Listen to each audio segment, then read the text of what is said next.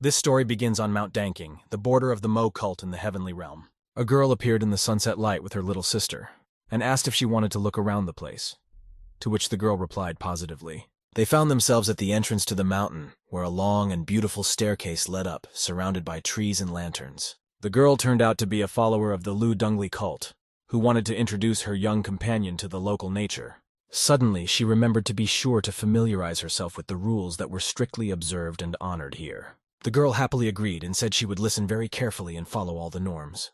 Suddenly, they flew sharply above the ground, quickly traveling all the steps through the air. This surprised the little sister very much. At this point, Luo Bing began her story with the first paragraph of the rules. It was obvious from her mood that the story was going to be long. After a while, she announced that they had now moved on to the main nuance that was definitely worth knowing about. The girl said that the girl and 10 other guys had been recruited by the very same Mo cult. They landed at the top of the stairs. Also announced that she was mentoring 10 novices from now on, and the 11th would be raised by the head of the cult. What's interesting is that the very head is Luo Bing's older brother. The difference in their ages was only 6 years. For this reason, the novices should show him more respect than even a girl. There is one thing, however. Under no circumstances was the girl to be alone with her brother, nor was she to learn from him. Many scary thoughts ran through the little girl's mind. She even thought that the teacher was eating children, which she asked her mentor about. Sighing, the one refuted such thoughts, but no calmness appeared on her face, which frightened the little one even more. Luo Bing said that of course the master is not engaged in eating, but the truth might be even scarier. He is sick. At that moment, a memory of her brother talking complete nonsense popped into her head. He was not in the real world, but in a game. The younger sister tried her best to enlighten her brother and make him feel the power of the heavenly realm. Another memory was that the boy worshipped his parents and said that it was only after 40 that the realization came to him of how much warmth they had given him, even though he was 12. After the boy's parents died, he kept getting confused about not only his age, but also claimed to be a template for the main character. But what's the connection? Summarizing, Luo Bing noted that her little brother has a problem with his head. She has to protect him. She is also the only one the cult relies on. Suddenly, they saw a young man on the top of the mountain looking upward. The girl was frightened and realized that it was her older brother. He stood motionless, hovering a little above the ground. It was evident that he was thinking of something serious and lofty. He went on to say that the heavenly realm was constantly ruining his body, and soon it will go into oblivion altogether. Hearing these words, the girl was greatly frightened and even surprised, but the older one squeezed her tightly in her arms. Luo Bing realized that she shouldn't listen to this and covered her ears tightly with her hands. But the girl kept looking at this guy on top of the mountain and couldn't take her admiring gaze off him. After recovering a bit, she exclaimed that he was incredibly handsome and hoped it was the Supreme Master. He turned his gaze on her and said that from now on her life would be filled with happiness, for she was fortunate enough to join the ranks of his sect. Luo Bing thought that Xiao Chu had all the necessary data to master sword skills. After all, she herself was a member of this clan. She also thought that she had made the wrong decision in taking the little girl as an apprentice. She was afraid that the girl would catch her mentor's madness and infect the others. Looking at her older brother, she informed him that the girl was tired from the road and wanted some rest, so she would take her to her chambers. As she left, Xiao Chu gazed at the new teacher with an admiring gaze. Noticing this, the senior mentor abruptly turned her head away and told her not to look back. Looking away from them, the boy began to smile slyly. It was as if he saw something in the child that he had been looking for a long time. While still in the circle of celestial light, he repeated the girl's name languorously and intriguingly thought. A virtual card opened in front of him, telling him about Xiao Chu's skills, which were quite high. The card looked like a real computer game. He figured that with her luck metrics, it wasn't them finding her, it was her finding them. He also remembered that it had been 21 years since he had entered this realm. It's important to note that Heavenly Kingdom is a modern VR game. No one knows exactly what it was created with. Some claim that it was created by aliens, others are inclined to believe that gods worked on it. There are also those who attribute it to a parallel world. The character reminded himself that he's been playing without cheats for 21 years, and an update is expected soon. The new beta is expected to unlock some features that were previously locked down. Remembering such pleasant news, the hero smiled. He was expecting new interesting events. A pop-up notification appeared in front of Lu Chaoji's eyes, and asked if he wanted to view his character's character panel. Smiling at the screen, the hero chose a positive answer. The panel reopened in front of him, where he saw his face and the 10th level indicator on the screen. In addition, it said that the character had the maximum level of charisma, but was completely lacking in other skills. Overall, the character was worthless. However, this did not upset Lu Chaoj, for he immediately thought that the performance could easily be improved. However, he realized that all these values were not so important, because what mattered to him was the level of his charm, and he was at the top of his game. Looking at the screen again, the character saw a message that the update would take place in a month. So he only had 30 days to wait. Translating this time to the time that the celestial realm lived by, the guy realized that he had to wait for 300 days. The other players could arrive by then. Stepping away from the screen, he remembered that he himself used to be part of the worthless planet Earth. He had lived on it like a puppet who wanted nothing. The hero introduced himself, informing us that he is incredibly handsome and rich. His name is Lu Chaoj, and he has always attracted many women. Memories of how he used to party in his past life flashed through his mind. He had always loved to gamble, just like the other guys. But what set him apart from the others was his wealth. He remembered that no character could surpass him in strength, for no one had such pumping capabilities. In moments between games, he would turn to his parents to make him food. However, sitting in a fancy house with the most modern equipment, he heard only silence in response. Even though my parents had a lot of money, they hardly ever showed up at home. The only thing they came for was divorce papers. In such moments, the boy realized that he was an orphan, despite the fact that his parents were alive and had not abandoned him. The only communication with them was money transfers. Even phone calls were made just for them. And when the son called, he was simply not answered on the other end of the line. The young man did not even know where they were. Given the above, one can understand why he started living his life online. Lu Chaoj remembered how he had once started a new game and set his mind to go through it. He was transported to a completely different reality. When he opened his eyes, he saw beautiful young people smiling happily at him. He felt as if he had been born again. The moment the man started talking about what he would name his son, the character realized that he was their child. The mother looked out the window at the beautiful nature around her and excitedly said she would name the baby Chaoj, Lu Chaoj. The hero never imagined that he would be able to start his life with a clean slate. Only in this world will he finally have love and attention. The screen in front of him appeared again with a message saying that the mission retrieval feature had been unlocked. For 20 years, the character has managed to gain experience, but has not yet had the opportunity to start a mission. However, that time has come. The guy thought about the fact that such a chance is rarely given, so he just can't miss it and pressed the button to start the mission. A clan affiliation scan flashed on the screen, after which her identity was confirmed. It was the master of the Mo Sect. Afterwards, the player received a clan assignment. It stated that the character needed to strengthen the clan. After receiving the details, he proceeded to fulfill it. Lu Chaoj realized that his father's lifelong task was precisely to strengthen the clan. Therefore, he was proud to be able to continue his work. The monitor flashed a notification that the mission had begun. The guy was surprised by the excellent special effects the system was producing. A second later, a notification popped up, informing him that the system had been evaluated, and Mo Clan had not passed the strengthening. This was extremely surprising to the player. He realized that he wasn't really sticking to his father's idea and strengthening the clan, but he also resented the game's behavior. He remembered that when he started playing, the worst was the Xuan clan. It was at level 9. The first class was recognized as the Sword clan. There was also rumored to be a super class, but it had long since disappeared. If the 9th grade was the worst, why did the system rank his clan the same way? Later analysis showed that all the criteria were met except that there were weak players. Lu Chaoj realized that the problem was him, and he would have to train well. He noted that if his clan was that bad, he should have been expelled from the 300 communities under the Sword clan long ago. But abruptly the hero remembered that in the Sword clan he had his own spy. It was a beautiful girl. This fact warmed his soul a lot. Suddenly the scene changed to a cemetery where our hero approached one of the graves.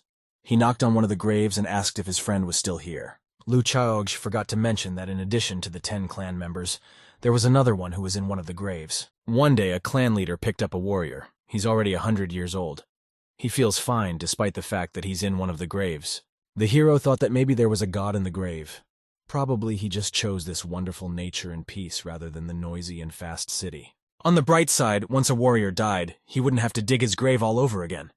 But on the other hand, there was no way to know for sure if he was dead or alive. In the next scene, we can see the supreme meeting of the head of the Mo clan, attended by our character and his sister. Turning to his sister, the leader stated clearly and confidently that this time he was absolutely certain that it was necessary to descend the mountain. And the matter was settled. The clan elder, who was Lu Dungli, asked with great sarcasm as to why the brother was infatuated with such trivialities. This irritated the leader, and he said he would punish the companion, but just by pinching, for it was his little sister. She pulled back sharply, which made the guy even more perplexed. He thought the girl was afraid of him. However, the sister remained calm and asked about what caused the hero to want to go downstairs. It was dangerous, because it could cause problems in cultivation. To which the hero abruptly jumped up and shouted that he could no longer sit quietly on top of the mountain. He realized that it was necessary to obtain herbs that could increase his cultivation level. It was also important to obtain things that could be sold. After that, Lu Dongli jumped up, unable to believe her ears. She was thrilled that her brother had finally decided to do it. The young man didn't understand what surprised her so much about what he had done. She exclaimed that she was quite sure her brother would forever be a simpleton. Thanking the heavens, she confessed that she had not expected it. The indignant hero hastened to remind her that her level was worse than his and asked her not to humiliate him anymore. He also told the guardian that he was not only going to raise his own level, but also raise the level of the clan among the others. At this, Lu Dongli thought that her brother's illness had become even more progressive. It was that he thought he was a hero and praised his strength. Finally, all the members of the order were ready to descend and had stocked up on the necessary food. Hei Ting, the only disciple of the master, came out with them. The leader asked his sister why she had chosen such ordinary clothes for the trek. Would anyone be able to recognize the greatness and immortality of Lu Chaog in it? She pulled her brother back sharply and told him to shut up. She reminded him that the big tree was picking up wind, so regular clothes would do better. Suddenly, 2 new characters appear on the screen. The guy tells the girl that Lu Chaoj has remained just as noisy. The girl responds by asking him what they are going to do next. And so our heroes descend through the air into the flaming forest, where the herb they need is found. Xiao Chu asked the leader what the beauty of this herb was, and why they had come down this far for it. Lu Dongli explained to the little girl that she was needed to be able to cultivate, that is, to meditate. The girl was very enthusiastic, for it was her dream to become as strong as she was. She decided that she would definitely practice meditation. At this moment, Lu Chaog squinted his eyes carefully and thought about something. In fact, in his head, he was choosing a systemic task. He was given 4 colors to choose from: orange, blue, purple, and yellow. He realized that this time, too, he had the opportunity to go on a quest to level up. But which color would he choose in the end? The orange level is chosen by the greatest number of players for being the easiest and most understandable. Blue is chosen mainly by high-level players, and the purple color is intended for professionals in this game. As for the yellow type of levels, they could only be chosen by the most desperate players who had special skills and financial capabilities. In the end, the guy didn't bother too much and chose the easiest option. Next, the narrative takes us back to the unknown couple who are following the main characters. The guy thought for a moment and wondered if they were getting too close to the surveillance targets, if they would notice them. To which his companion replied that the heroes wouldn't notice them even if she stood right in front of the clan elder's face. The young man told his aunt that she had no need to speak in such strange descriptions. The girl asked why the guy was following the guys with her. He hesitated for a second, but said that if she really wanted to know the answer, it was probably because she hated it. She was very surprised, for the guy is a swordmaster and sovereign, a leader in his Qingzhou clan. Meanwhile, our heroes landed in the thicket of a flame forest. Lu Dongli had warned that there were many dangerous beasts in this area, so we had to be careful. The hero asked why his sister was hiding her cultivation level. He doubted that it remained as high as she had told him last time. At this accusation, the girl laughed hard and boldly declared that there was no such thing. However, the leader did not believe her, thinking that a man could always count only on himself and not on his sister. Shaking himself from that thought, the character stated that it was worth proceeding to find the necessary herb. Suddenly, a system alert appeared in front of the hero. It said that he should defeat a wild monster, a 10th level boss. The young man found the task simple, for there are hundreds of ways to overpower the enemy. Lu Dongli joyfully exclaimed that they were unusually lucky, as they had found the spirit herb very quickly.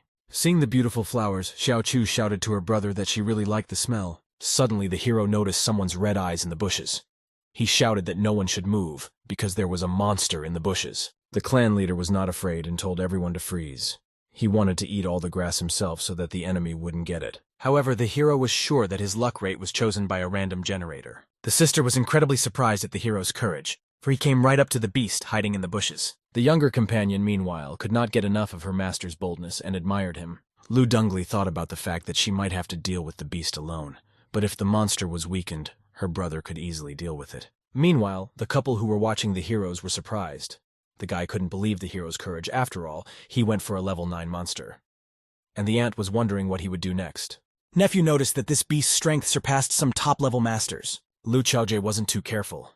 Without calculating the possible consequences, he showed the beast his weaknesses. A couple observers noted that the character is completely lacking in any kind of battle tactics. Suddenly, a monster jumped out of the bushes right at the hero. It was a black striped snake of level 10.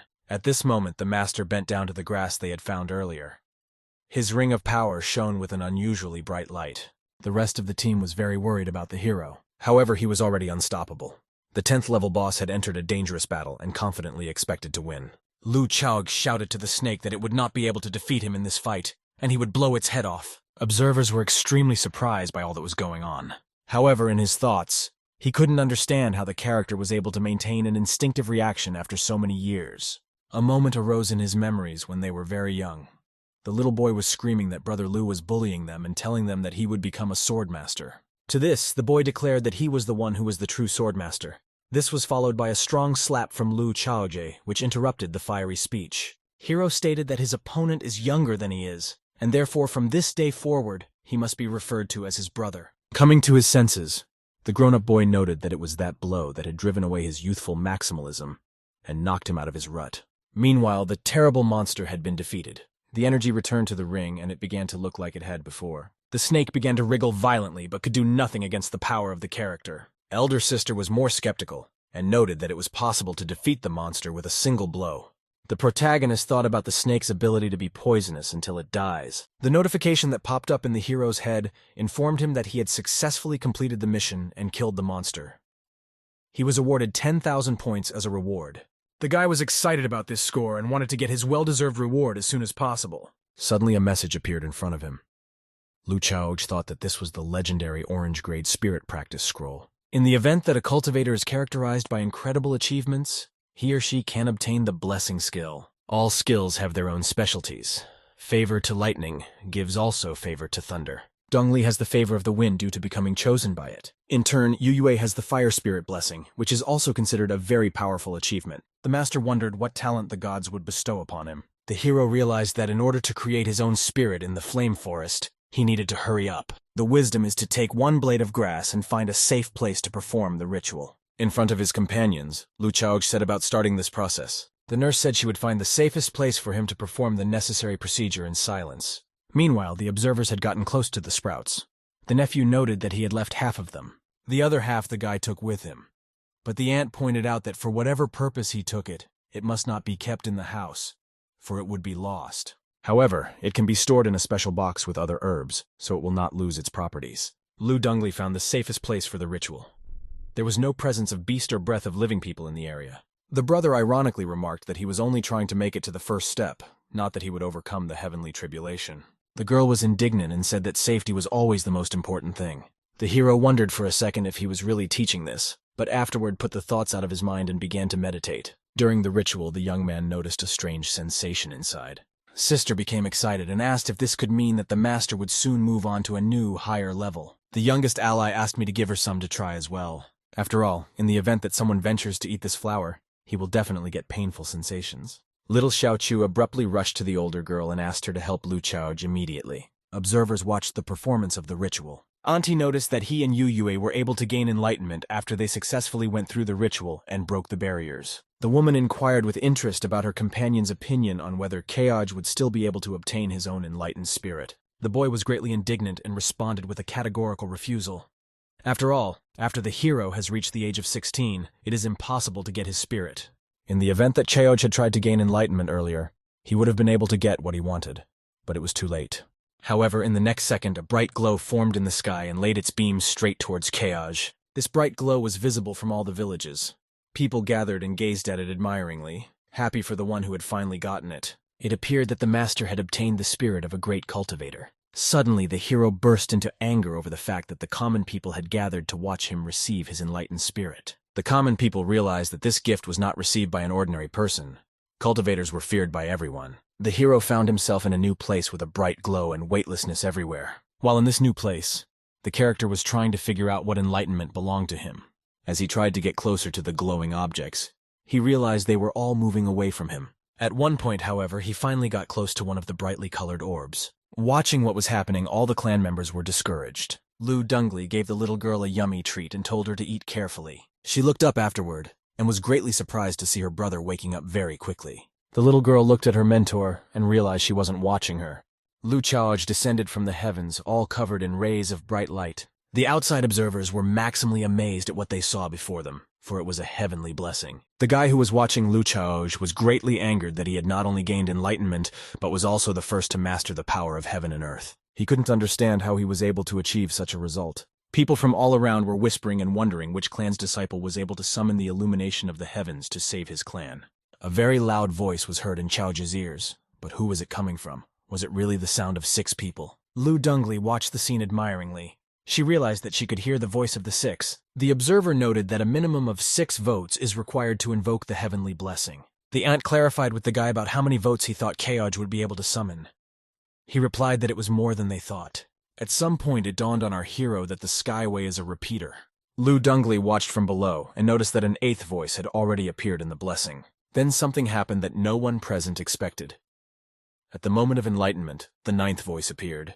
The master also heard him and realized that it was worth taking fate into his own hands, for he himself had received all his power and could consider himself the spirit of enlightenment. The inscription on the monitor stated that the player had obtained an enlightened spirit and gained the power of earth and sky and was able to control water. The sisters ran up to him at once. The eldest was interested in her brother's well-being. The boy turned toward the waterfall and pulled the water balloon toward him with his mind. Playing with the water in his hand, Luo Bing noted that the ability to control water had many useful applications. Lu Dongli hurriedly congratulated her brother for obtaining such a useful and unusual water spirit enlightenment. Little sister couldn't stop the drooling flow. The master realized that he was able to control the water not only in the stream, but also in the body of any person.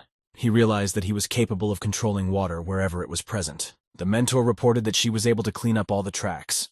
My brother asked why she had to do that, since ordinary people would not see the traces. She in turn informed that this was necessary to ensure that none of the Almighty would discover them, or else they would be finished. The Watcher realized that the one who had roughed him up in his younger days was back. At some point, her nephew stirred and realized that something was missing.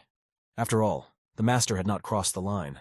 The lady was glad that it had finally gotten through to the guy that Chaoj had gotten the spirit of enlightenment, but had never crossed the starting point. At the same time, the hero, having accumulated a lot of experience, could finally raise his level, because he had passed the promotion task. He realized that he had the ability to increase not only his attack power, but also pump up other skills. Meanwhile, the clan members couldn't get excited about such a pleasant event.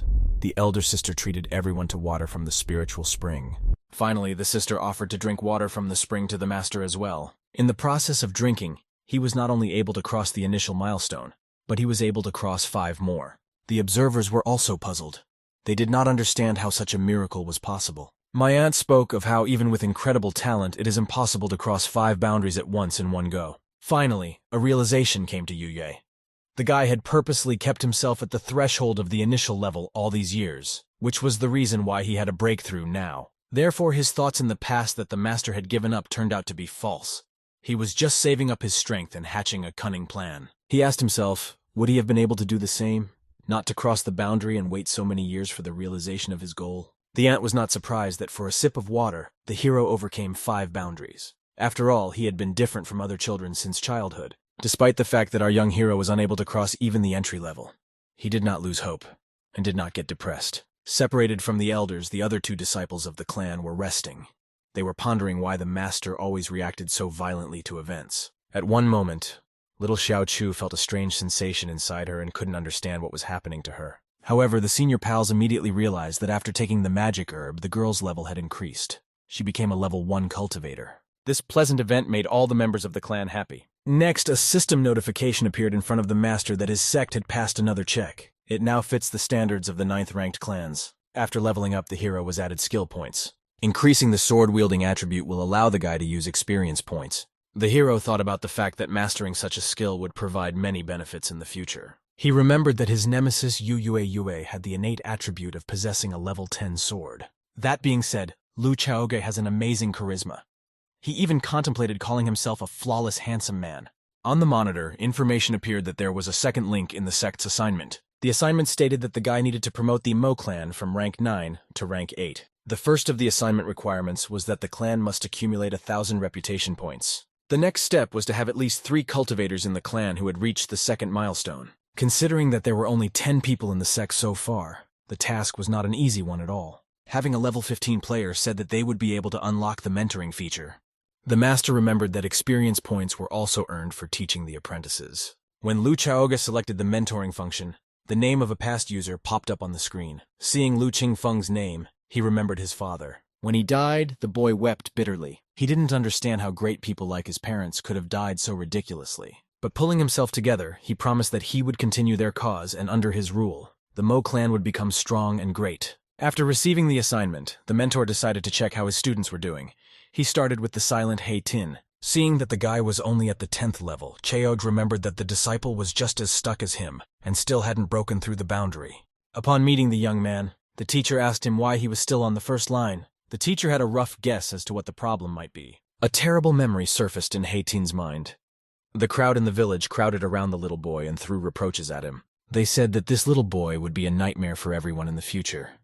They even suggested that his parents had died because of him. At one point, they got the idea to kick the boy out of town, because there is no one to stand up for him. He is an orphan. At this instant, everyone noticed the appearance of the son of the Mo clan head, Lu Chaoje. They hurriedly made way for him. Everyone admired the young boy. However, the hero turned his attention to the boy. He said he had heard of being hailed as a future bloodthirsty killer and universal evil. He offered the boy to be his faithful squire. The people in the village began to talk Cheoj out of the idea, asking him not to attract trouble. He told all the people to shut up. He announced that this boy was his disciple from that day forward. Lu Chaoje told the boy to follow him, and he wouldn't care if he fell. However, the moment the boy actually started to fall, the mentor grabbed his hand firmly. Afterward, he told the boy to hold on to him tightly. Calling him ugly, he smiled sweetly. Back in modern-day realities, where mentor and apprentice were standing on a mountaintop, they were having a conversation about these events. The teacher said that the best way to raise a devil is to first provide a person with a bad life, then give him a ray of hope, and at the end, to take it away from him. Seeing Hai Ting's distressed look, the hero hurried to reassure him, for his ray of hope was the future patron of the entire world. Afterward, he asked if his follower thought that situation from his childhood was like a fog enveloping his heart and thoughts. Next, something unimaginable happened.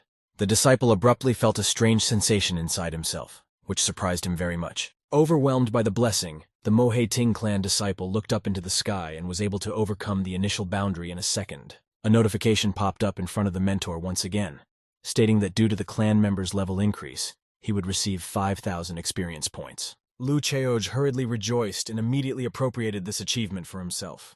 After all, he is the one who is an excellent mentor. Little Xiao Chu also thought so, as she looked at the clan head with admiration and thought he was amazing. At this time, Yu Yue watched with horror but also interest. He thought the master was very strong and was learning that the powers of heaven and earth had such uses as well. At first, the observer thought that the enlightened spirit would be of no use, for he was at the beginning stage. But it became obvious that it was he who helped the disciple to overcome his inner demon. Auntie thought of what was happening as an evil fate for both boys. A delighted Lu Dongli rushed over to congratulate her brothers for breaking the initial milestone, and promised that they could achieve unprecedented heights and honors in the future. The hero thought it would be cool to get a limited edition version of the skyboat from Auntie Nin. Little Xiao Chu clarified if she could eat it, for she had always thought about food. The mentor asked Lu Dongli to find a secluded place where he could demonstrate his abilities. The girls abruptly soared into the air and flew to do the master's bidding. After they landed, the excited mentor ran to catch fish, for everyone was excited to see what Cheoj would cook. Hei Ting began to set the table at once, and the little girl ran beside him. The mentor told the girl to approach him, for he wanted to tell her all about the path of cultivation. Finally, when Big Sister returned, she showed everyone her catch. At this moment, she saw Chaoji and Xiao Chu sitting together. He began teaching the little girl his tricks. The master was pleased with this answer and praised the apprentice, calling her capable. Dongli was startled when she saw this dialogue and feared that the little girl had already been infected by her mentor. Soon the interlocutors felt a strange sensation. The teacher asked the girl if she could feel how cold it was. Turning back, the mentor saw the older sister. She demanded that her student not be touched. Pulling the wizard away from the child, she began to explain to her that you can't act like the head of the clan. The girl said that she shouldn't worry about such a thing since the Mo clan had a follower like her. Cheoj nodded approvingly. In that second, Dunli realized that the little one had finally caught on and now had the same hang-ups as her older brother. Finished with a snack, the whole team headed home. The girls were happy and satiated after the walk. The guy thought to himself that that was the year he learned to cook the most delicious Chinese and European dishes. In front of them, they saw the couple that had been following them constantly during their adventure. The protagonist turned to Aunt Nin and asked if they had to wait long for the guys. The woman said that they themselves had only recently arrived, so they had not waited long at all. Cheij asked his relative if she wanted to reward him with a floating boat or something else for finally breaking the boundary. She agreed. The guy rejoiced and rubbed Yue's head, saying that he was the chief rascal of this realm. He chuckled sweetly, smiled, and acted completely strange. The master couldn't believe that his fellow student didn't return the favor. Finally, there was a suggestion to go inside the house. Auntie happily agreed and mentioned that if anyone had a problem with cultivation, she would be happy to help. After the woman answered all of the young girl's questions, she checked with Cheoje to make sure he had no questions for her. He asked if a master didn't have a high level of swordsmanship. Should he delve deeper into that or overcome the tripe? Auntie and Yue were extremely surprised by such a question, and interrogated if he definitely wanted to know about how to achieve sword precognition. The guy confirmed and thought about the 100,000 experience needed to do so, and could be spent on raising a full 3 levels. After thinking for a bit, the mentor replied that in case a master wanted to become a sword cultivator, he should spend all his strength on refining. At all times, any cultivator who had reached the highest level of sword mastery could gain precognition much faster than ordinary people. With pre-consciousness, the master is able to gain many more points for each boundary break. After answering to herself, Auntie thought to herself that Keoj's current level was still far from him gaining pre-consciousness. But the guy jumped up sharply and said that he would not let her expectations down, for he would try to get what he wanted as soon as possible, spending all his energy on it. She was surprised and said that wasn't what she meant. She didn't hold out any hope that Keoj would work so hard for it. Yue finally couldn't stand it, and jumped up from his chair with fury and said that it was impossible. The master clarified with him why he thought it was impossible. The opponent said that in order to gain precognition, he had wandered on the brink of life and death for many years.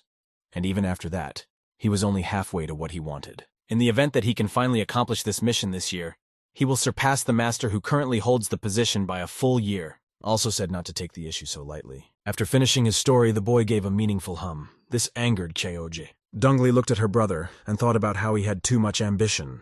At this time, Auntie laughed very hard as she watched the arguments that were taking place between the boys. She said that Yue was already halfway into pre-consciousness and almost got what he wanted. She suggested a battle of rivals. Both guys were determined, so they didn't hesitate for a second before agreeing to such an idea. Next, the woman asked Yue to lower her level to Chaoje's level, because that way the competition could be considered fair. It was time for an important battle. When Yue took out his weapon, it began to emit an incredibly beautiful bright light. This really surprised Dongli. She had no idea that he had been able to develop it so much during this time. Auntie noted that the 3 kids, including her, had gotten swords with the same level of development. Little Xiaochu, who was watching, asked her senior mentor with interest how strong her master's opponent was. The girl replied that he was recognized as one of the strongest professionals among the younger generation. The little girl thought briefly and said that since he was so strong only among the youth, then her master would definitely win. Meanwhile, Yue asked his opponent why it was taking him so long to reach for his weapon. He replied that he could not do that. He is afraid that after that there might be casualties, someone might die. This angered his opponent. He asked if Cheoj thought he wasn't worthy of having a fellow student draw his sword. Our hero thought for a moment and replied that he hadn't sealed the weapon for a whole 9 years to waste energy on it now. After that, the call for the battle to begin sounded, and the opponents rushed at each other with fury. Yue shouted with anger that in case Cheoji didn't want to take out his sword, he would make him do it. Auntie said that it was very difficult to conduct a battle relying solely on the cunning of techniques. Yue tried to attack his opponent as much as possible in order for him to finally draw his sword and start fighting as an equal. To which Cheoj was outraged and said that the guy hadn't even used precognition against him yet, and was already asking him to pull out his weapon. At that time, Yue's aggression level peaked, and he dared to use the ability in battle. The moment the opponent began to perform this magic, Dongli's sword began to charge as well. But Cheoj reported that Yue wasn't too successful at using magic, as his sword didn't even twitch. Enraged by these words, the opponent gathered all of his magic power and unleashed his most powerful technique. The moment his opponent attacked, Cheoj finally realized the difference between not having and possessing preconsciousness. Then he gathered all his will and told him to unlock his ability, to which the system easily performed this action and reported that the unlock was successful and the hero gets an additional 100,000 experience. However, the opponent was not yet aware of this master's ability. Looking at Yue's use of the lone sword technique, Auntie thought that he was finally worthy of becoming a swordmaster's successor. But she realized that as long as she was around, no one could harm Lu Chaoj. As she thought about protecting the boy, she saw something that struck her. After getting almost close to his opponent, Yue encountered an obstacle. The barrier shielded the master from the sword magic. Finally, when his sister also had her sword trembling violently, she asked in surprise, wondering if his brother had been able to comprehend the sword's pre-consciousness. What Xiao Chu saw today would subsequently affect her greatly in the future. In the next moment, Cheoj easily intercepted the sword that was pointed at him, and felt the full power of the new skill. Smiling wryly, he asked his opponent if simply not being stupid wasn't enough to get such a tool. The man was dumbfounded and did not know what to say. He only said that it could not be so. He said, "It's not possible, because our hero has become fully conscious." Yue began to vigorously attack his opponent, for he couldn't believe that the full ability had been revealed to him. Eventually the battle was lost, and the enemy was left standing surprised and depressed. After the guy lost, disappointment settled in his soul.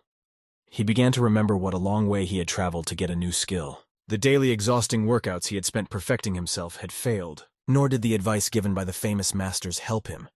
Even battles with terrible monsters did not honor him. He couldn't accept that he had put so much effort for the sake of possessing sword preconsciousness, but all in vain. He couldn't understand why it came so easily to Cheoj. After all, he hadn't put any effort into it. In the end, he still restrained his pride and asked the senior master what the secret to his success was. Using the wind technique, the mentor stood calmly. After honoring his fellow student with his attention, he allowed him to ask questions. Yue said that he had studied the ancient scriptures carefully. But without the experience of passing the third boundary, there was no point in thinking about gaining preconsciousness. Furthermore, the guy had consulted with the current swordmaster. He had told him that with an ability like his, he could already get what he wanted at the third level. But how did Cheoj do it? The hero calmly replied to him that with the ancestral writings and help from the swordmaster, Yue should already be happy since he was standing on the shoulders of giants. But with such opportunities, why didn't he try to look deeper and try to search for the answer himself? He also said that history is necessary so that we can break it down and make our own discoveries. These words echoed in the student's mind, and he pondered their meaning. In the end, he realized that the hero was stronger than he was. After Yue agreed with Cheoj's opinion, the girl cringed at the fact that he too had fallen under the spell of his older brother. The final question to the master was when did he start practicing the skill of wielding his sword. He calmly replied that he had started practicing exactly from the moment he received this weapon. Cheoj thought to himself that he wasn't fooling his friends. After all, he had really spent all the experience points he had saved up over the years to master the skill. Yue bowed to the master and said that he realized everything. Auntie couldn't be happy about the painting. After thinking for a bit, the fellow student said he had one more question for his older counterpart. He asked the master to provide him with his sword to examine it from all sides. The hero replied that he could not allow that, for he had kept it not for him for 9 years. The time to bear the scabbard had not yet come. The opponent was beginning to guess why the master was reluctant to draw his sword. Many years ago, a mysterious monster caused a real disaster in Qingzhou. Cheoj's parents got in its way. They fought desperately against the undead, trying to unite their forces. But in the course of the unequal battle, they lost their lives. It was then that Yue realized that all the weapon power that had been saved up for 10 years was for killing the unclean force that had ruined his parents. After the battle was over, it was nearing evening. Auntie and Yue said that they wanted to stay in the palace for a while. The hero rejoiced at this news, because the relative promised to help him improve his flying technique. Sitting in her room, Auntie sneezed, thinking someone was thinking of her. At this moment, she was just adding another protective seal for Cheoj, for he was too defenseless at the moment. The hero, on the other hand, couldn't believe that the vile Yue had completely had an epiphany after the battle, and recognized the fact that he had been wrong all along. He also said that once he could comprehend the completeness of his mentor's words, he would be able to fully know the sword preconsciousness. The player realized that there was no point in envying Yue. After all, he was a cheater. Once in the cemetery, he approached the familiar grave where his maid rested. When the servant girl showed herself out of the grave, the guy asked her a question about the difference between the clan head today. Despite not being of high intelligence, it was noted that she was incredibly strong. But the ghost gave no sign that anything had changed. He asked again, could she not see that the master had made a breakthrough? Cheoj was upset and even wanted to take away her seed. But he remembered that she had saved his clan from disaster a couple 100 years ago. Even though the maid was just a bot, she had a connection to the clan and protected it. The head of the clan should pay her handsomely for it. At the time when the boy's father was alive, he paid the servant with spiritual pearls. However, his son went further and gave the most precious thing a man has, his seed. In the tradition, it was said that 1 drop of such seed was equal to 10 drops of blood. After the servant girl received her reward, she soared high and began to make strange noises. The boy, however, leaned on the grave without strength and said that the maid had squeezed all the strength out of him.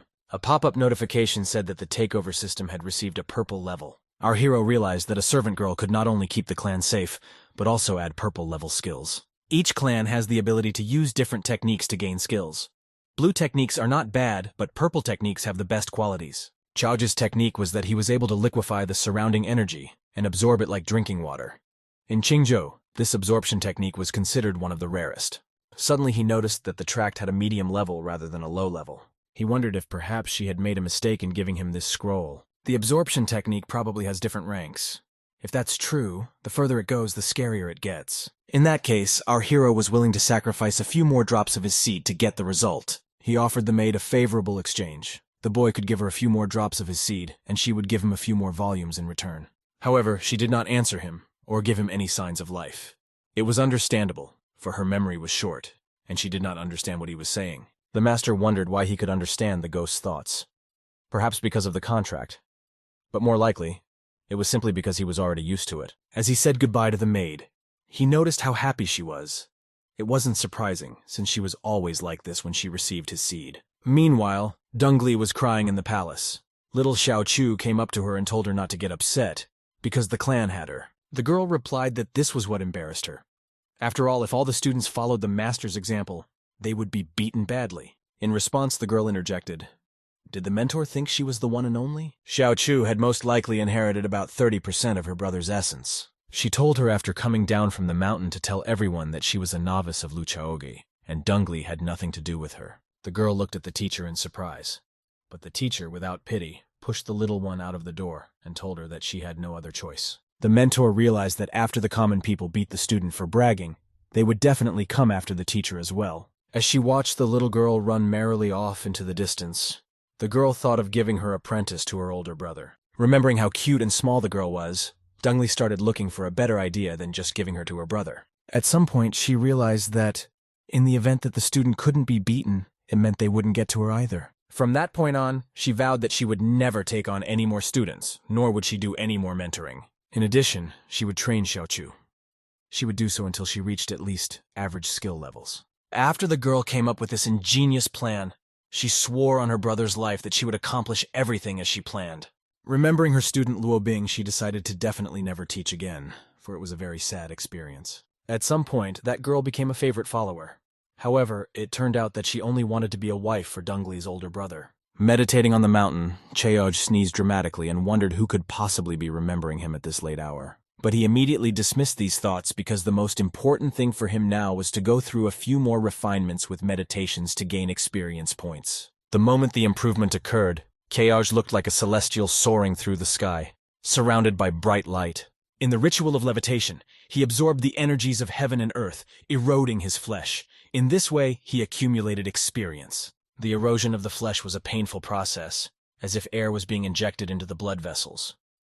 Therefore, this technique was also called the suffering technique. At one point, he felt too bad, and realized that he should interrupt the meditation and continue it another time. Otherwise, he could die. He pondered recent events and couldn't understand why the techniques for scoring points couldn't be more enjoyable. If the ghost had given him a paired cultivation technique, surely this process would have been much more comfortable. For example, one could spend time in the company of pleasant ladies, filling up on experiences. But he realized at the same second that he would be dried up in that case. While resting, the boy noticed a hovering carriage approaching, carrying Aunt Ning. He wondered why she had come at such a late hour. The relative informed him that they were about to leave their castle, returning to the Sword Clan. But before doing so, she would like to give him his artifact, which was already ready. It was evident that the boy was greatly distressed at this news, and wondered why the aunt was in such a hurry to get away from them to go home. She replied that she has a lot of things to do in her clan as well. She doesn't have so much free time to chill out for long. After that, she held out her hand and presented the artifact she had made herself. The guy was taken aback, for he saw that he had a leaf boat in front of him. It was a blue-level artifact, of low quality. The hidden effect was a single use of the water veil seal. Usually the sheet boat is a high-quality item, but it belongs to the yellow level. Auntie, on the other hand, added a hidden effect, due to which the quality improved. In that second, he realized that his aunt really loved him since she had given him such a wonderful gift. The relative inquired if everything was all right. She realized that at the guy's level, he wouldn't be able to see the hidden effect. He replied that everything was fine, but he thought the artifact was not quite ordinary. Auntie was surprised that with that level of skill, the guy was able to discern the strangeness of what she had given him. He reported that for the sake of living a long life, he would learn to cultivate very carefully. Hearing this, the woman remembered a conversation she had had with her sister many years ago. She had talked about how she wanted to live a very long time. The boy also remembered that his mother had told him that she wanted to live 500 years. She had left this world so early. Her dream had not had time to come true. But every year the clan honors her memory. So Cheoj plans to live at least until her mother is 500 years old. The aunt was very mortified when she heard this. Then she decided to give the boy a special scroll that contained the techniques for creating artifacts. The master was very surprised, for he had received such an award for absolutely nothing. Finally, the woman boarded her airship and announced that it was time for her to return. The guy smiled and invited her to visit again when Auntie had some free time. Yue also wanted to say goodbye, but the fellow student didn't pay much attention to him. Suddenly, a bright light appeared in the sky, and something began to fly from above directly at the young man. In a second, a sword stuck in the ground was next to him. Seeing this, Cheoj became serious and said that Gengjin men had become quite bold. The Sword Sect is one of the most powerful sects in the world. It is recognized as the strongest in Qingzhou. It has 300 clans that report to it. Further, the clans are also divided into the top, middle, and bottom 100. Around the very bottom is the Mo clan we know. This is the lowest rank possible. The hero didn't understand what the point of this division was. Aren't weak sects all equally weak? However, the Genjinmen clan, who are in open conflict with ours, are an order of magnitude higher in the lowest level. Oh yes, they are average among the weakest. What an accomplishment. And while boasting of such a place in society, they dare to look with disdain at the Mo clan, which is getting stronger by the day. Gengjinmen, Mo, Chushuimen are clans that are located within a radius of 50 kilometers. However, the entire area used to belong to the Mo community. Everyone used to coexist amicably, but when they realized that Cheoj's father was dead, they decided to take over. They are not worthy of paying attention to. The guy pulled the sword out of the ground with his mind and sent it back to where it came from. In that province, Head Lin Lun informed Head He that their clan would soon become the first within a 50-kilometer radius. He too replied that he didn't doubt it. After all, there is only Cheoj in the Mo clan, who was only recently able to overcome the starting point. With these resources, they will no longer be able to compete with them to obtain important resources. Intercepting the flying sword, he too said, replying very quickly. Apparently the kid is shaking with fear. Lin Lun assumed that he was willing to fall at their feet. After all, they were much stronger. When they opened the message, however, they were greatly surprised, for there was no reply. The girl couldn't believe her eyes. She was indignant that Cheoj wasn't just answering to some subordinate. In a rage, he too shouted that the clan head was too arrogant and impolite. However, the woman noted that despite his mediocrity, he acts like a real man, and said that since he was acting like that, he should be taught a lesson at a meeting of the three sects. He agreed with her and decided to make a plan to show him what true power was. Meanwhile, in Mo province, the clan heads were thinking about the upcoming event. Dungli asked if she should go with her brother. That one responded by saying no. Because the sister was hiding her cultivation level, they might think that they were weak. She got embarrassed and said she was willing to reduce her secrecy for such a thing. Then she could go with him, but the hero still refused and told him to stay home. Suddenly a strange wind blew, which Cheoj thought was the wind of passion. Dungli noticed that Luo Bing had broken through. This surprised her greatly. The girl marveled at how quickly her student had done well and emerged from her hermitage. The brother interjected, "Why did he dislike his first student so much?" Then he pointed at Hei Ting and said that he had no more luck with his disciple. However, Lu Dungli jumped up from her seat and accused him of having a girl's eye on him. She then grabbed his face, to which her brother asked her not to spoil his beautiful looks. Mentor thought about why her follower wanted to become her brother's wife at her expense. The story tells that when Luo Bin was only 6 years old, her parents sold her into a brothel. The mistress of that place raised the girl for 5 years. In addition to basic lessons, she also taught her how to serve men. At the age of 11, she was put up for auction. The buyer had the right to spend the first night of her life with her. The starting price to buy a night with Bing was only 10 liang, after which the men began to name larger and larger sums in an attempt to outbid the competitor. Competitors watched the action from the balcony, whispering that no such high ransom had been offered for them. They talked about how men only look at appearances when they come to an establishment like this. One competitor claimed to have many other talents as well. For example, can sing and play the flute? Oh, and how could they even compare her sharp angles under her dress to her lush fruit? The bidding became more and more fervent. The sums reached up to 42 liang. At the same time, the more ransom was offered, the more sad the girl became. As a young girl, she dreamed of the appearance of a lord who would rescue her and take her away from this place. The next moment, someone's voice was heard in the hall shouting the sum of 10,000 liang. To the surprised faces of the men, Chaj entered the hall and repeated that he was ready to pay. He wanted this girl. The outraged crowd discussed this crazy act among themselves. The landlady of the place said in unprecedented enthusiasm that he had bought the night for 10,000. Luo Bing was able to see through the outfit that the lord was incredibly handsome and not like the others. Cheoj said he's not just buying the first night, he's buying the girl out altogether. After a little thought, the landlady agreed. After all, she had nothing to lose. Girls don't live long in this field.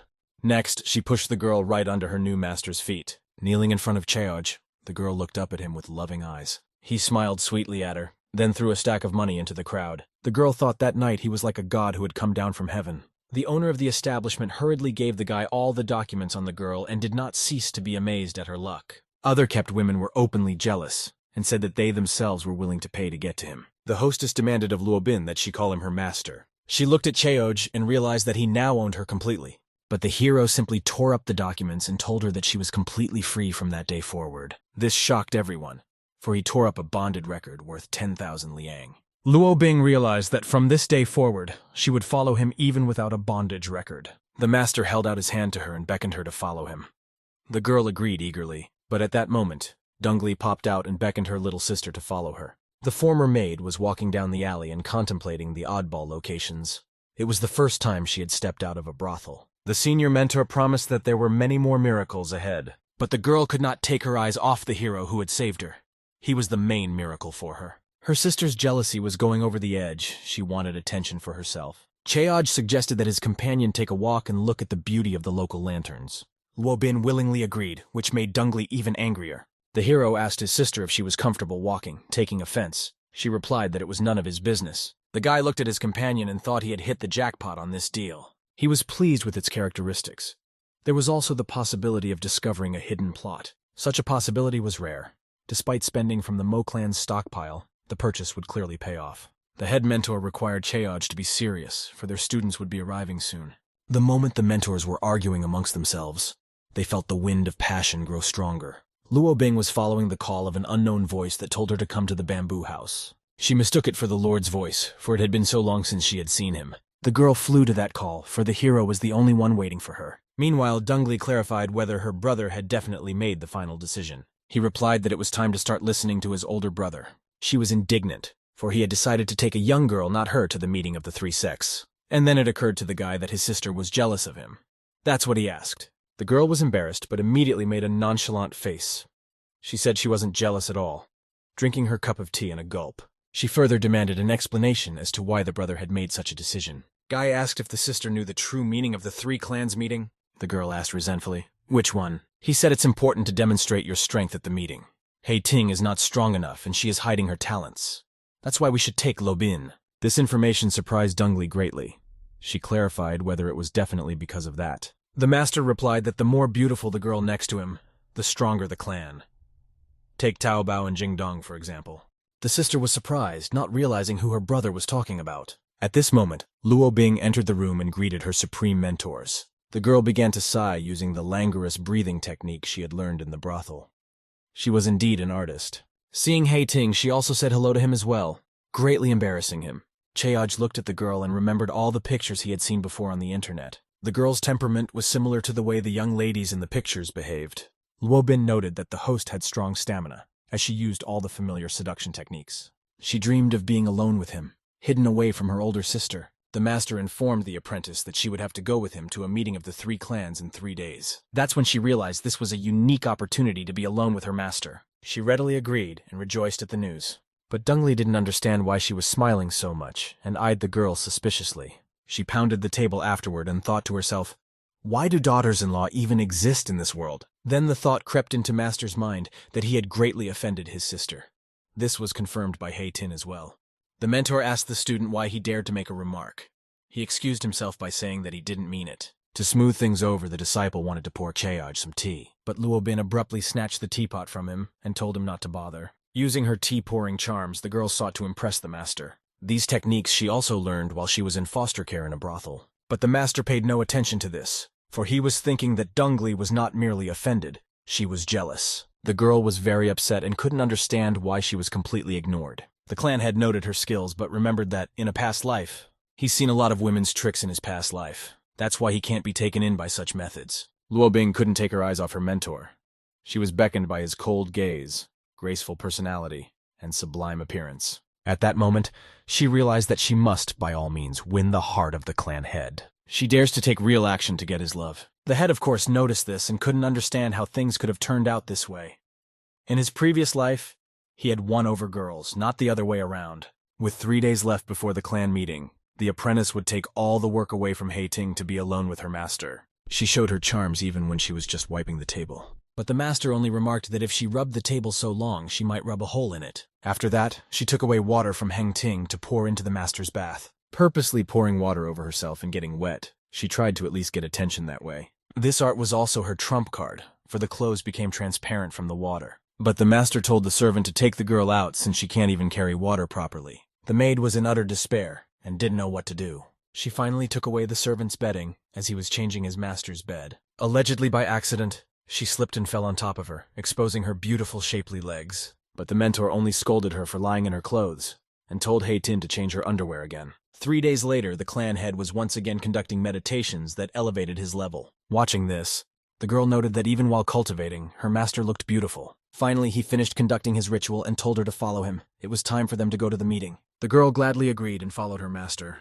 Determined, Cheoj said that he was now ready to go to the meeting of the 3 clans. On the road, the only thing on his mind was that Dungli didn't even come to say goodbye to them. I'd have to teach her a lesson. The maid hovered in her thoughts and was glad that this was her first journey with her master. She looked at his statuesque demeanor and made plans together for the future. In a moment, she even thought they would sleep in the same bed. He turned around abruptly and interrogated her. She blushed and realized she had said it out loud. He questioned her once more about what she had just said. Embarrassed, the maid started talking about how peerless he was and would surely outshine everyone at this gathering. She was sure that such words would definitely help to bring the situation down. The brothel owner said that there was nothing better than praise for men. But he pulled her back sharply, telling her to stop sucking up to him. The dumbfounded girl stopped talking. She thought the boy meant something else entirely. The landlady had told her that men liked that kind of thing.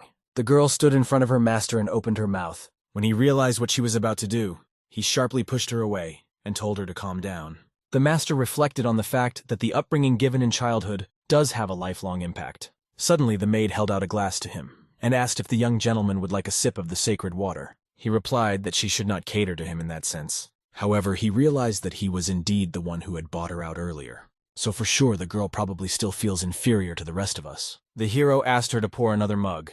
She gladly agreed to oblige the young master. He wondered if that was how she liked to address him so much. The servant replied in agreement and clarified if he liked it. To herself, she thought to herself that her master wanted a more intimate nickname. An idea popped into her head as to what she would call him this time. Perhaps he'd like it if she called him Daddy. The master even choked on the water and told her to shut up.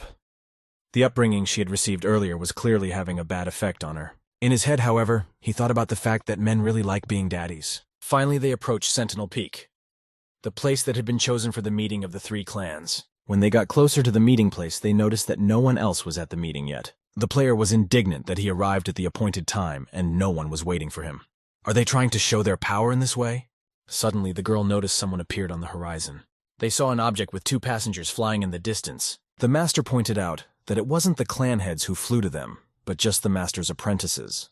It was done on purpose to provoke. Luo Bing realized that the competitors wanted to scare her master. He was about to show off his protagonist aura, but realized it wasn't necessary. The newly arrived character was going to intimidate his rival, as he had been commanded by his clan mentor. With undisguised arrogance, he asked if Cheoj was the head of the Mo clan. But the one just turned around without replying and activated the spiritual wind technique. This shocked the representatives of the other clan.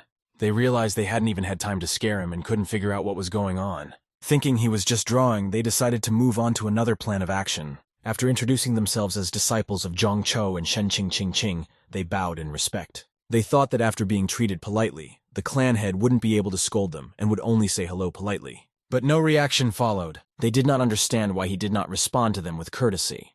Was he pretending to be deaf and dumb? As they hurried to unbend, they realized they could not do so. Their bodies had become too heavy. Cheoj, however, did not let them cheat, for he is the master of stratagems. Agonizing in pain, the disciples of the rival clan could only sigh. Next, the hero thought that was enough, and with one sweep of his fingers, he flung the servants to the grass. Luo Bing thought that this was still a fairly light punishment.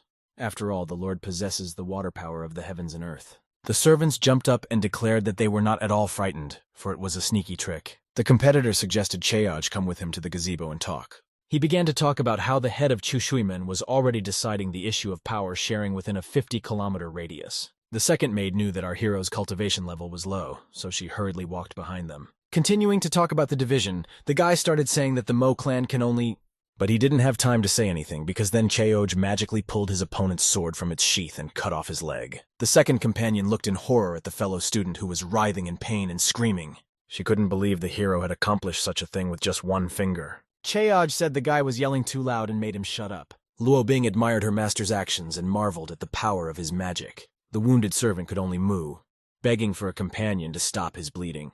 She was very afraid because if she tried to do that, Cheoj could easily chop off her head as well. But the master sat down quietly in the gazebo and asked the maid to pour him some tea. Then the girl from the other clan thought that he was allowing her to heal her companion's wound. Touching him with 2 fingers, she easily relieved his pain and he breathed a sigh of relief. She couldn't understand why the lowly Mo clan head had such a terrifying aura. The master asked her what was wrong and if she was thirsty. The girl was shocked by this suggestion. She grabbed her companion and tried to get out of sight as quickly as possible. Luo Bin noted that the woman quickly understood the hint the master had given her. He noted that only a fool would not have realized it. The maid smiled and said that the apprentice was too chatty today. Then the teacher told her to sit down and observe the beautiful view with him. The clan heads should be arriving soon. The girl bowed humbly and took a seat beside him. She then began to praise how the gentleman had taken down the insolent men with 1 finger. In this way she applied the technique of sucking up, and in her head she marveled at how wonderful her master was. Cheoj, of course, noticed the way the girl radiated her charm and smelled the melon scent that emanated from her. But he couldn't afford to show her any leniency, or she'd get naked. If she remembers the scene years from now, it's worth replacing the pool of blood with the blooming scarlet flowers nearby. Meanwhile, the servants who had already encountered Cheoj were trying to get away from such a monster as soon as possible. The girl flew with all her might to report to her mentor as soon as possible. A fellow student who had caught the face of all the branches on the way reminded her that the girl could fly with her sword, to which she abruptly cut him off and told him not to talk to her. Finally, they arrived at their clan's territory. The other disciples asked them where the wounds came from.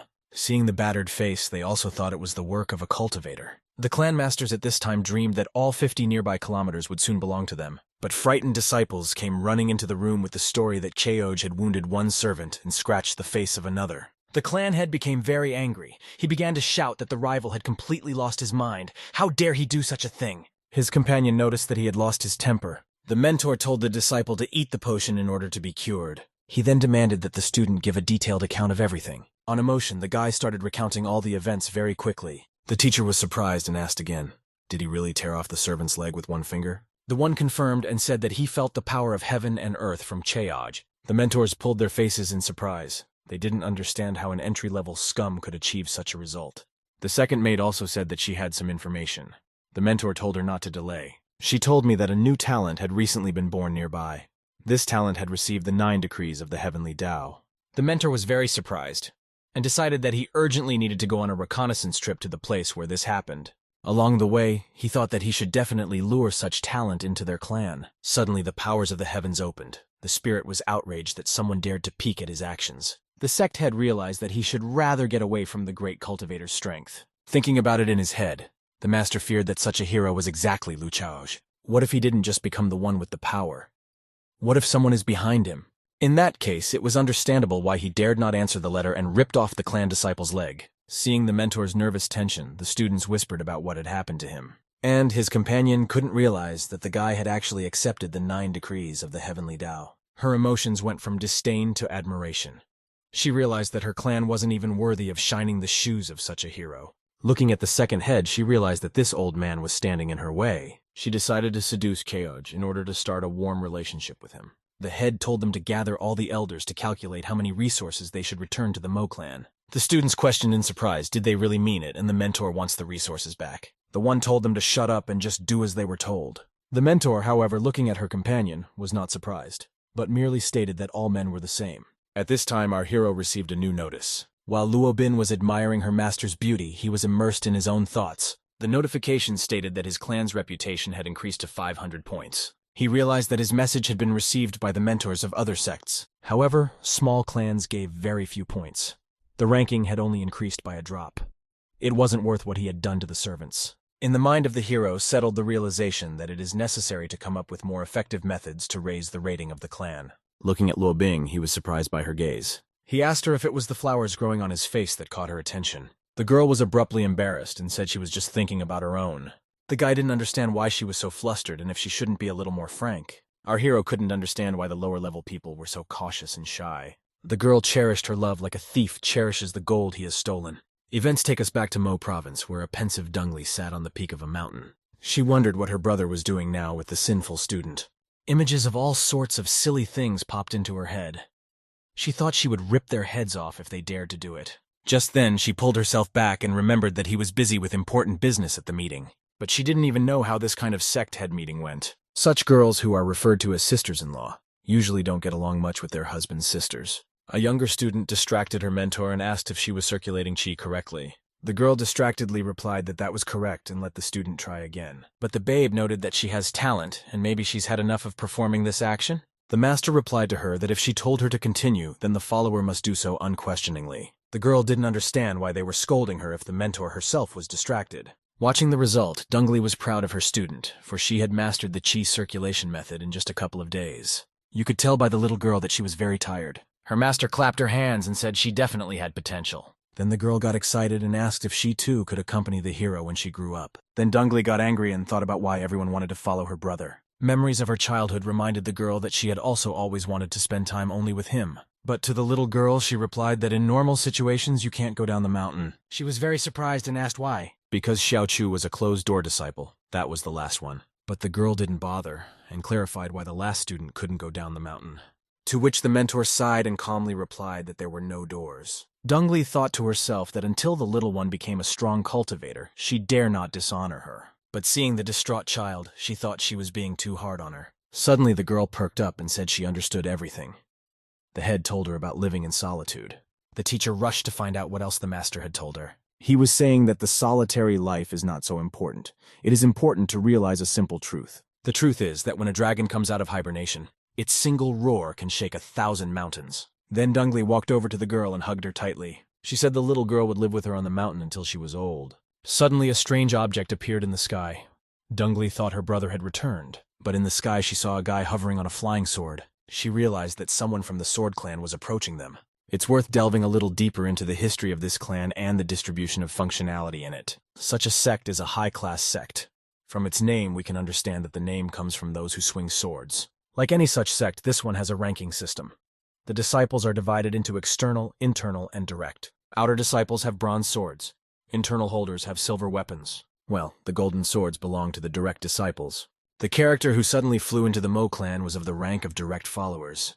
That is, he was a disciple of the elder himself. Dungli looked at her guest and realized that he must have already crossed the second boundary and was in the middle of the third. In that case, she can defeat him. But first she should hide her level and see how he reacts. The girl couldn't understand why he still hadn't come downstairs. After a while, she noticed that he was using a sword shout. He told her to greet him and show proper respect for a direct student. This guy's behavior was similar to Chaoj's. But in this case, Dungli just wanted to beat him. Xiao Chu also noticed this behavior and said that she wanted to beat up this guy. Mentor laughed and said the little girl had read her mind. Finally, she said that you can't be so disrespectful and you have to greet your guest. Dungli sensed her brother approaching and realized that she wouldn't have to cope alone. The immediate student turned out to be Chen Xiao. He didn't understand what was wrong with the guys and why he wasn't welcomed. He was Elder's personal disciple and Yu Yue's best friend. How dare the Mo clan members treat him with such disdain? He flew into this territory by chance and decided that they wouldn't get cultivation resources by showing such disrespect. Suddenly, he saw Luo Bing, who was flying with her master and was dumbfounded by her beauty. He couldn't tear his gaze away and wondered who this beautiful girl who looked like a snow lotus flower was. Seeing her companion, he looked over his clothes and concluded that he belonged to the Mo clan. Upon realizing this, he thought that the trip to this area hadn't been in vain after all. Seeing Chaoj in the glow of the setting sun, the guest wondered how he could be so damn good. He thought the guy was using some kind of trick. He wished he could learn to do it himself, to be that attractive. Noticing Luo Bing's gaze, he tried to pull himself together and wanted to show her his position. After all, a direct disciple of the Sword Sect was a high status. The guy finally said who he was and added that he was a disciple of the second elder, a cultivator of the second boundary level, Chen Xiao. After introducing himself, the guy expected the girl to praise him highly, and this guy from the Mo clan would just be numb with fear. But it did not happen in response. The beautiful lady looked at her companion with loving eyes, and the latter in his turn just looked back at him. After that, they flew upwards, continuing on their way. The Sword Clan disciple simply froze in shock. Suddenly, the realization came to him that he had been ignored. However, such treatment was not just outrageous, it was intolerable. After catching up with them, he said he wanted to ask who they were. In response, Cheoj waved his fingers, and the water itself began to rise from its banks. The guy couldn't understand what was going on around him. Our hero calmly replied to the guy that the clan head Molu Chaog was standing in front of him. This angered his interlocutor. He couldn't understand how the head of a minor sect could say "before me" to him. After all, he was a direct disciple of the Sword Clan. He thought that although he wanted to learn the reception from this guy, he was too rough. So he would use the name of his clan to pressure him. He further asked Head Lu why he was being disrespected so much, since he was sent by his sect. Cheoj calmly interjected as the guy called him. Tensing up, the boy repeated that he was addressing the head of Lu. The hero further clarified the stranger's position. Getting even more indignant, he switched to shouting and reminded him that he was a direct disciple of the Sword Clan. Finally, the master noted that an apprentice always remains an apprentice, no matter what clan he is in. Then noted that an apprentice has no right to teach the clan head. The guest's mind was full of thoughts. He couldn't figure out if the guy was serious or if he was just a fool. It was often the case that disciples would eventually become stewards or elders.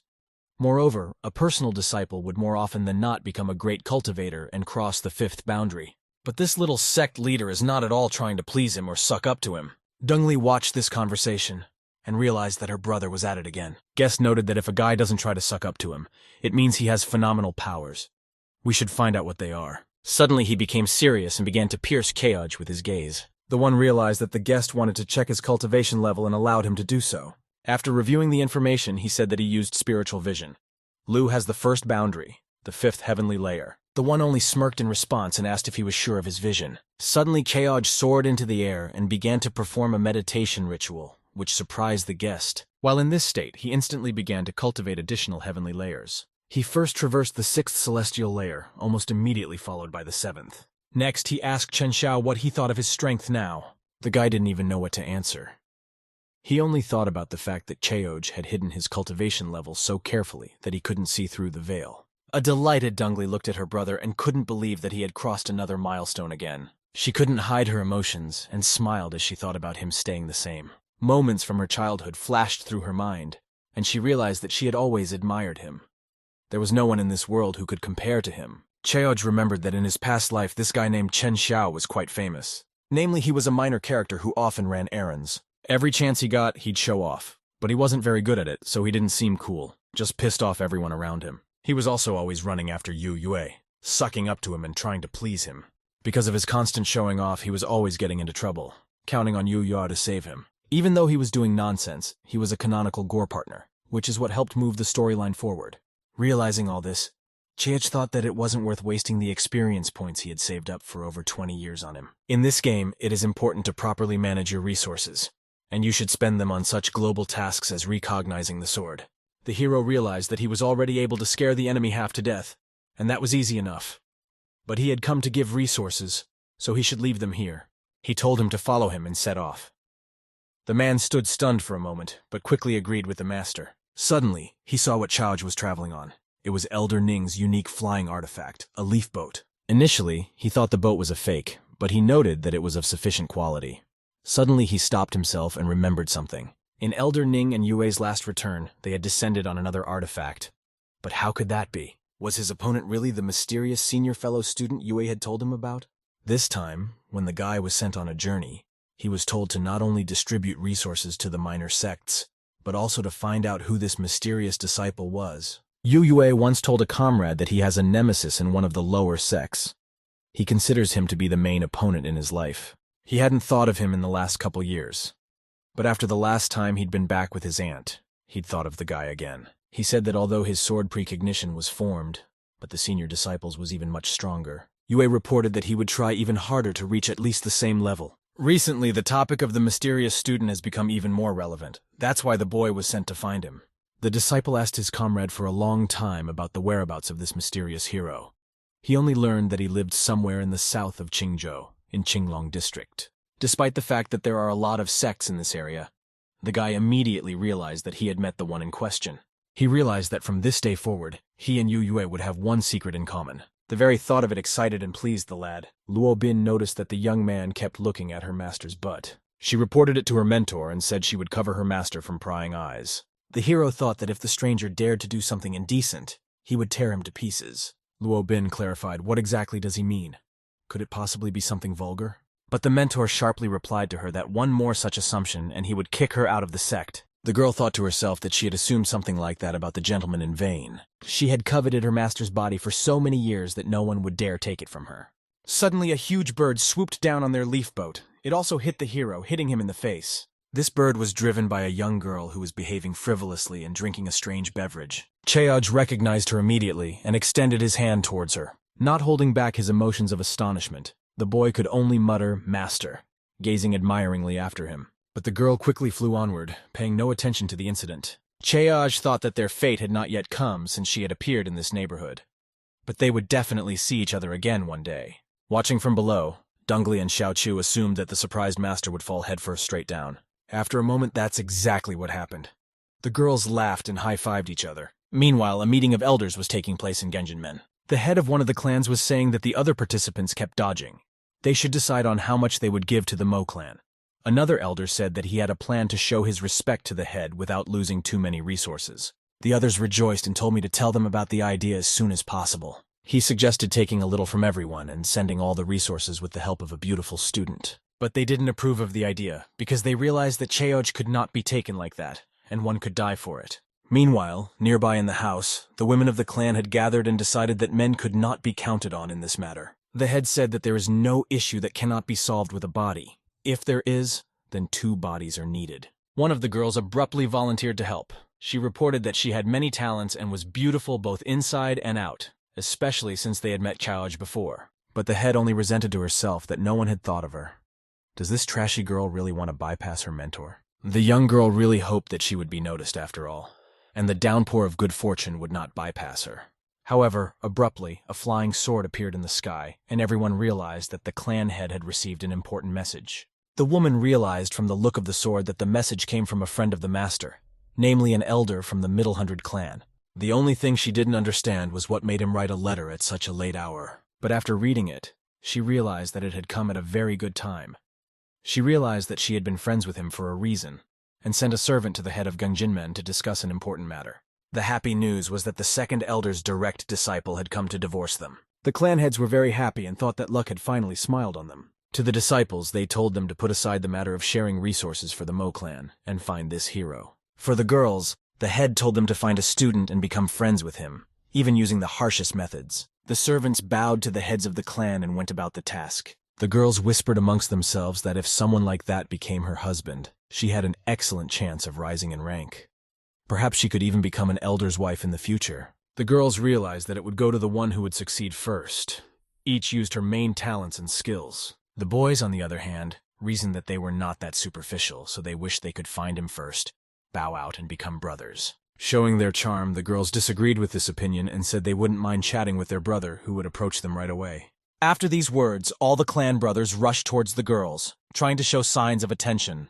While the other clans were in turmoil, the Mo clan remained quietly in the shadows. Upon brother and Luo Bing's return home, Dongli and Xiaochu greeted them, smiling sweetly. Chen Xiao, who had also been hit by the huge bird, finally woke up. He was furious and couldn't believe that the Mo sect had shown him such disrespect. He suddenly saw not only Luo Bing but also Dongli and couldn't take his eyes off. They looked beautiful. How could such a small sect have such a great treasure in the form of beautiful girls? And why are they always hanging around this guy?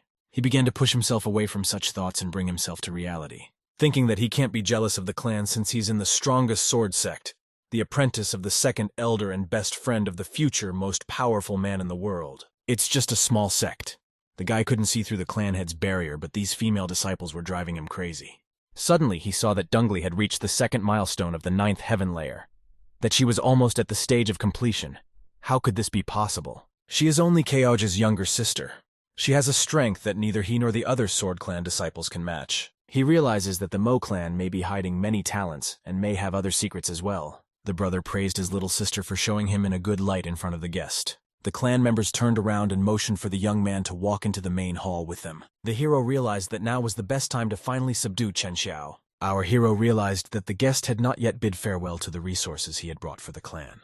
Dongli showed her hospitality, but thought to herself that some petty disciple of the sword sect was incapable of comparing to her brother. After seeing the beauty of the local nature, the guest remarked that it was far more impressive than the 100 middle hundred sects he had been able to visit. There was only one thought in his mind. Was this Lu Chaoj, the mysterious senior student Yue had been telling him about? When all the clan members and their guests had made their way to the main hall, Chaoj motioned for everyone to sit down. The guy took a seat at the table and noticed that tea would be poured for him by the beautiful Luo Bing. Out of breath, he set himself up for a pleasant time. Perhaps he could even smell her pleasant body odor. Closing his eyes, he waited for that unearthly scent. But he realized that time was passing and he couldn't feel it. When he looked in the girl's direction, he realized she was pouring him tea from across the room. The other clan members couldn't understand the girl's strange behavior and why she moved so far away from the guest. He would be traumatized. The guy thought she was cold like that to all men, so he shouldn't take her behavior too personally. But after a second, he noticed the girl was too close to the head of the clan, pouring him tea. He couldn't understand, was he a direct disciple of the sword sect and the future pillar of this clan really that unattractive? Chaoj suddenly started coughing heavily, surprising the guest. The man didn't take the hint and asked if the head was all right. The master thought to himself, what was the matter with him? Why was he still not giving him the money? Did he really want to stay with him for dinner? Suddenly, Luo Bing asked the senior disciple what was the purpose of him coming to their clan. Hearing this, the guest realized it was time to get down to business. He thought to himself that he would be able to impress the girl, since she called him a senior student. He said that he had come on the orders of the clan leader to distribute the necessary resources. He had prepared something for my clan. Taking out a unique ring, he reported that inside was a spirit stone, a miracle medicine, and processing materials. Without giving any sign, inside, the master was happy that he had obtained materials that he could use to improve the skills he had learned from Auntie Ning. Next, he used his power to take the treasure brought to him without hands. The boy noticed it and became numb with shock. He saw the head using the power of heaven and earth. Observing the power of magic, he realized that Chaoj was an enlightened one. At this point, he was almost certain that he had met the same mysterious senior co-student that Yue was talking about. The master, on the other hand, was thinking about the fact that they were finally getting rich and would be able to apply the resources they had brought. He asked the guest if he had any other task from the sect besides bringing resources. If a clan received resource privileges, they had to repay the sword clan by doing tasks they would tell them to do. The guest said that he had a mission. This time he was traveling because demonic cultivators had appeared. All the members of the Mo clan were very surprised and even scared when they heard this news. But Headlu jumped up abruptly, grabbed his sword, and asked the guy where they were. He couldn't believe his eyes. After all, everyone else was very frightened, but not this master. He thought about the fact that true sword cultivators like him were not afraid of a battle with a strong opponent. Demonic cultivators are not monsters at all. They are ordinary people who have purposely mixed their blood with monster blood. Because of this mixture, they became incredibly powerful. But at the same time, there was also a side effect. They became ruthless cannibals. In some places, they might also be called devil cultivators. The combat power of these cultivators is several times stronger than normal cultivators due to the fact that they have merged their blood with monsters. Unlike the demons of the celestial realm, they do not possess any intelligence. However, they are very bloodthirsty and aggressive. The more they eat, the stronger they become.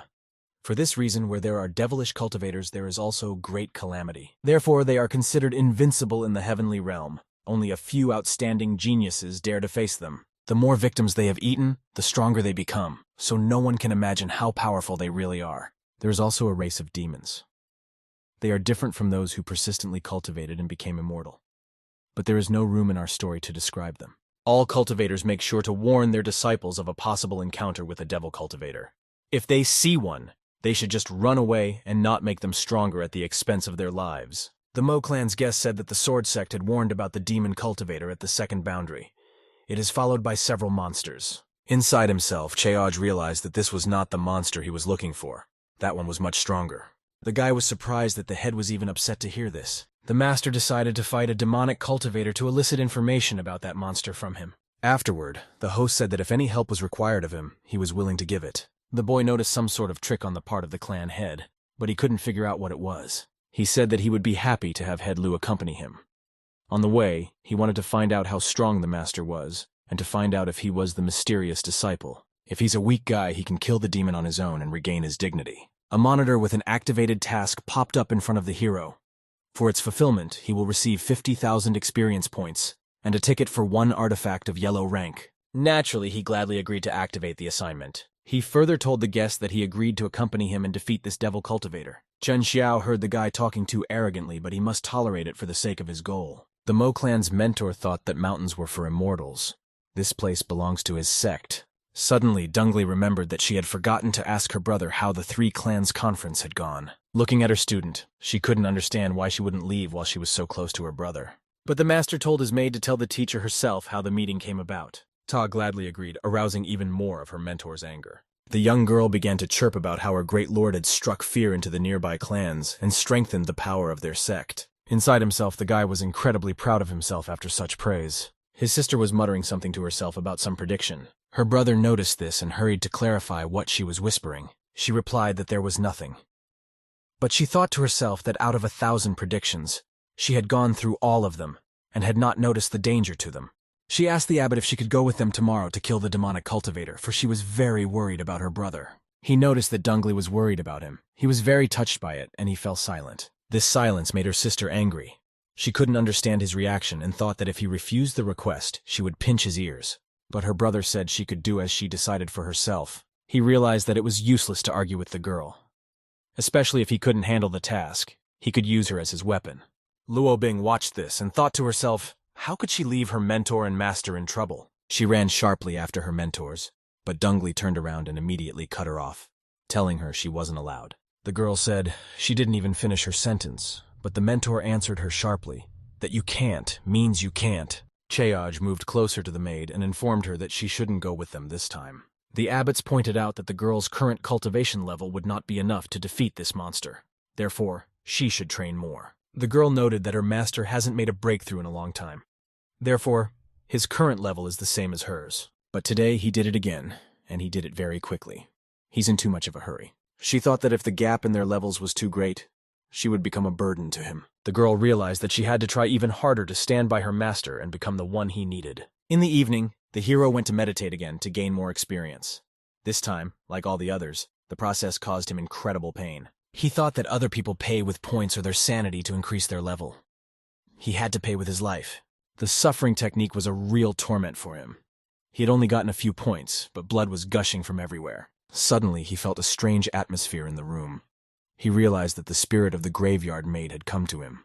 He asked what she needed, and she in turn beckoned him to follow. Once in the cemetery, he rushed to find out what had happened, and he said that if she wanted his seed, now was not the best time to do it. But the spirit only pointed him to a building. Cheoj realized that Chen Xiao's house was there. Suddenly, the spirit took the shape of a knife and began to swing it in the air. The master realized she was hinting at killing him, but he did not agree with her. However, the spirit did not calm down, and the hero realized that the servant girl was not referring to Xiao, but someone else. As he continued to carefully observe the spirit, he realized that it was a demonic cultivator. It finally came to him that the ghost was asking him to bring her the corpse of this diabolical monster. The master clarified, did she really need him to bring a whole monster body? The spirit showed an exploding head, and the hero realized that the ghost didn't need it. He told him that demonic cultivators had incredible strength. Therefore, he would have to use all of his strength, and would most likely have to cut off the head of the foul creatures. Given the difficulty of such work, the hero offered to increase his pay considerably. After that, the maid hovered again. But the master said that if she didn't pay him this time, Before he could finish, he saw another scroll being held out to him by a spirit. He was incredibly excited and tried to grab this treasure with interest. He didn't have time to do so, however, for the ghost quickly took his gift back. The hero realized that the maid would only give it to him after he completed the task.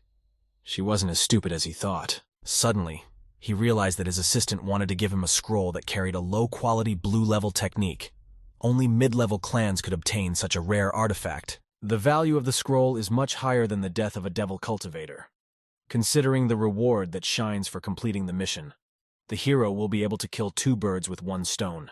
Despite spending a lot of money in his past life, the guy was only able to obtain a medium-quality blue-level shooting equipment. The essence of the technique was that the shot resembled a dragon emerging from the water. Perhaps the fall cicada technique is so named because each beat is similar to the sounds of cicadas descending. After thinking for a while, Cheoj said that just for the sake of their good relationship, he would take this case.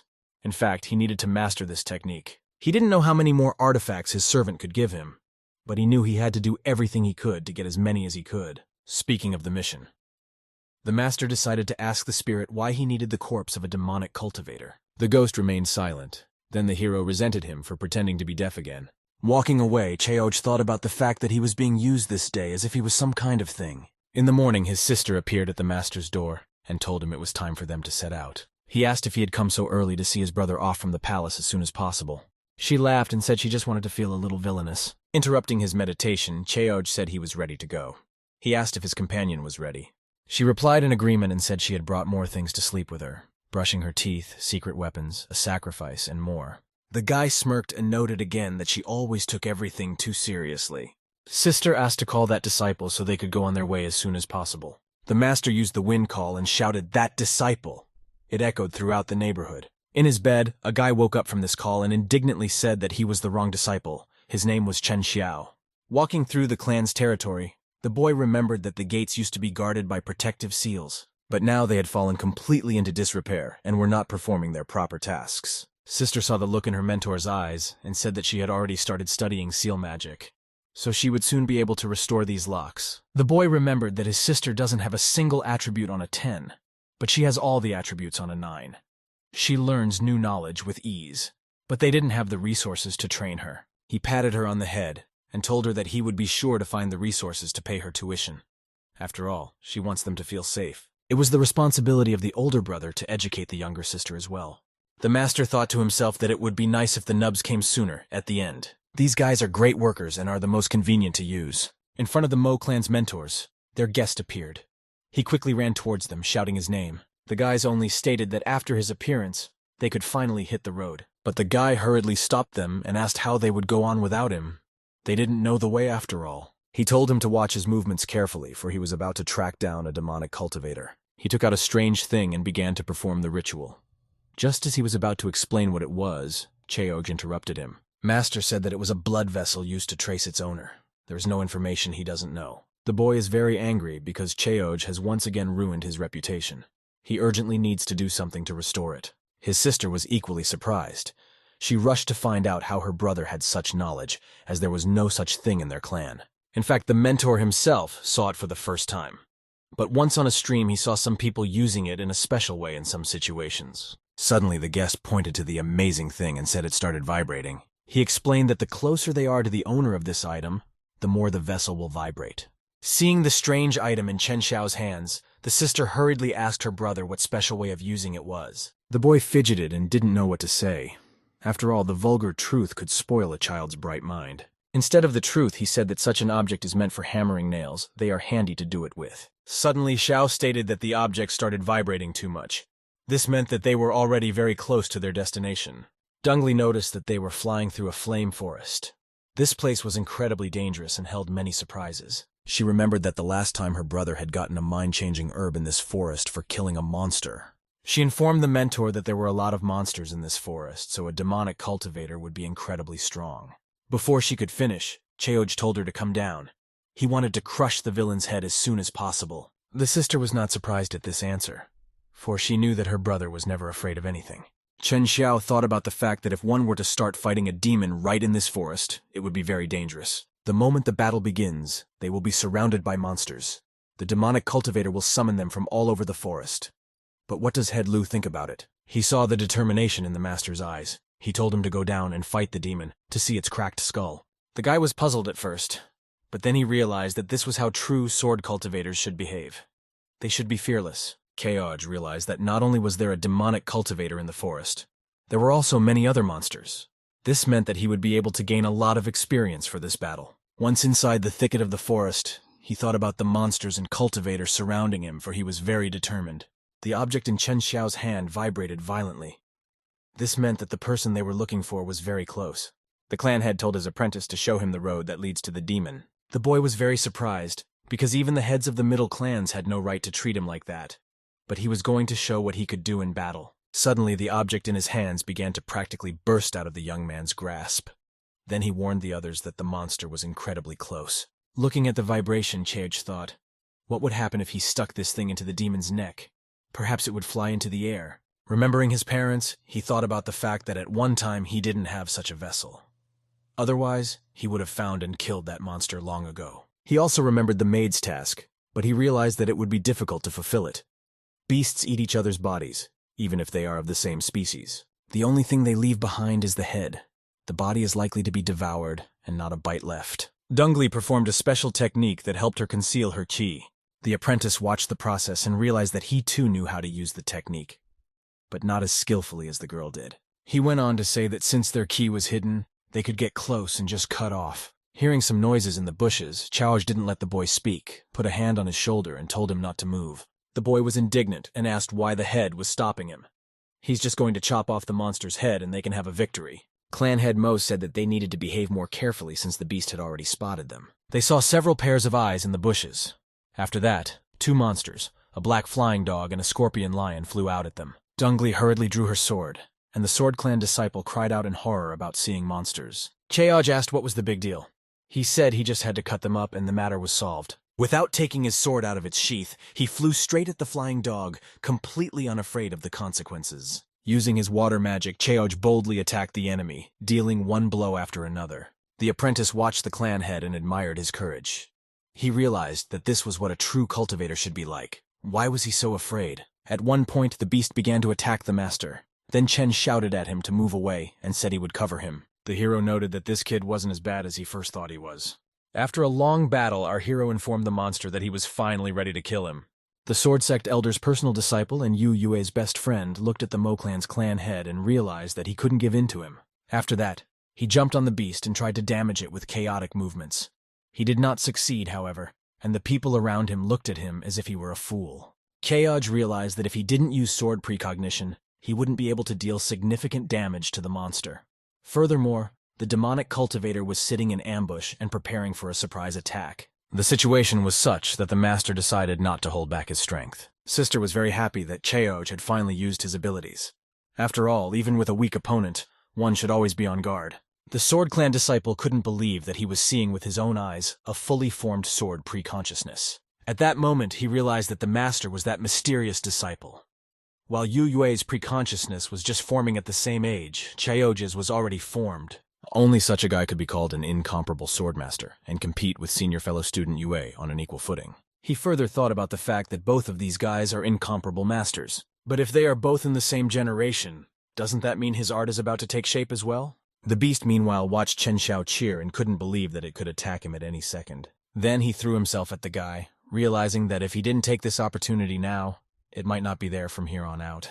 Noticing this, the guy was incredibly frightened, and with his mind, he created a protective dome around himself. Cheoj was surprised that a level 30 was defeated by a level 25.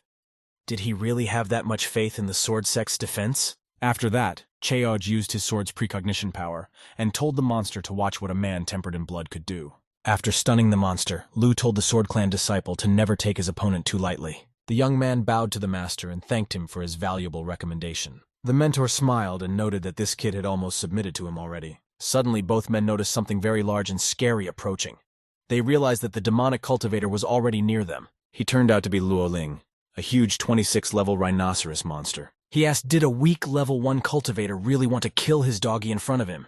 He argued that this task was beyond the guy's ability. He had overestimated his strength. The demonic cultivator told his dog to eat the clan head. After that, the monster would have even bigger wings than before. He himself wanted to pursue a disciple of the Sword Clan.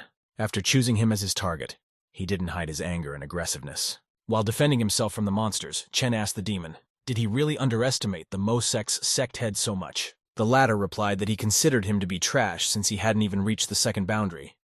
Could he really consider him a competitor? The guy didn't relent and bragged further about how someone like this demon doesn't even have a close idea of what Lu is really like. Watching the boy's behavior, Dungli realized that he too had contracted a strange disease from her brother. In the air, the monster moved chaotically, causing Cheoj to ask if he was a flying ant. He decided that it was time to use a strong strike even if it would use up mana.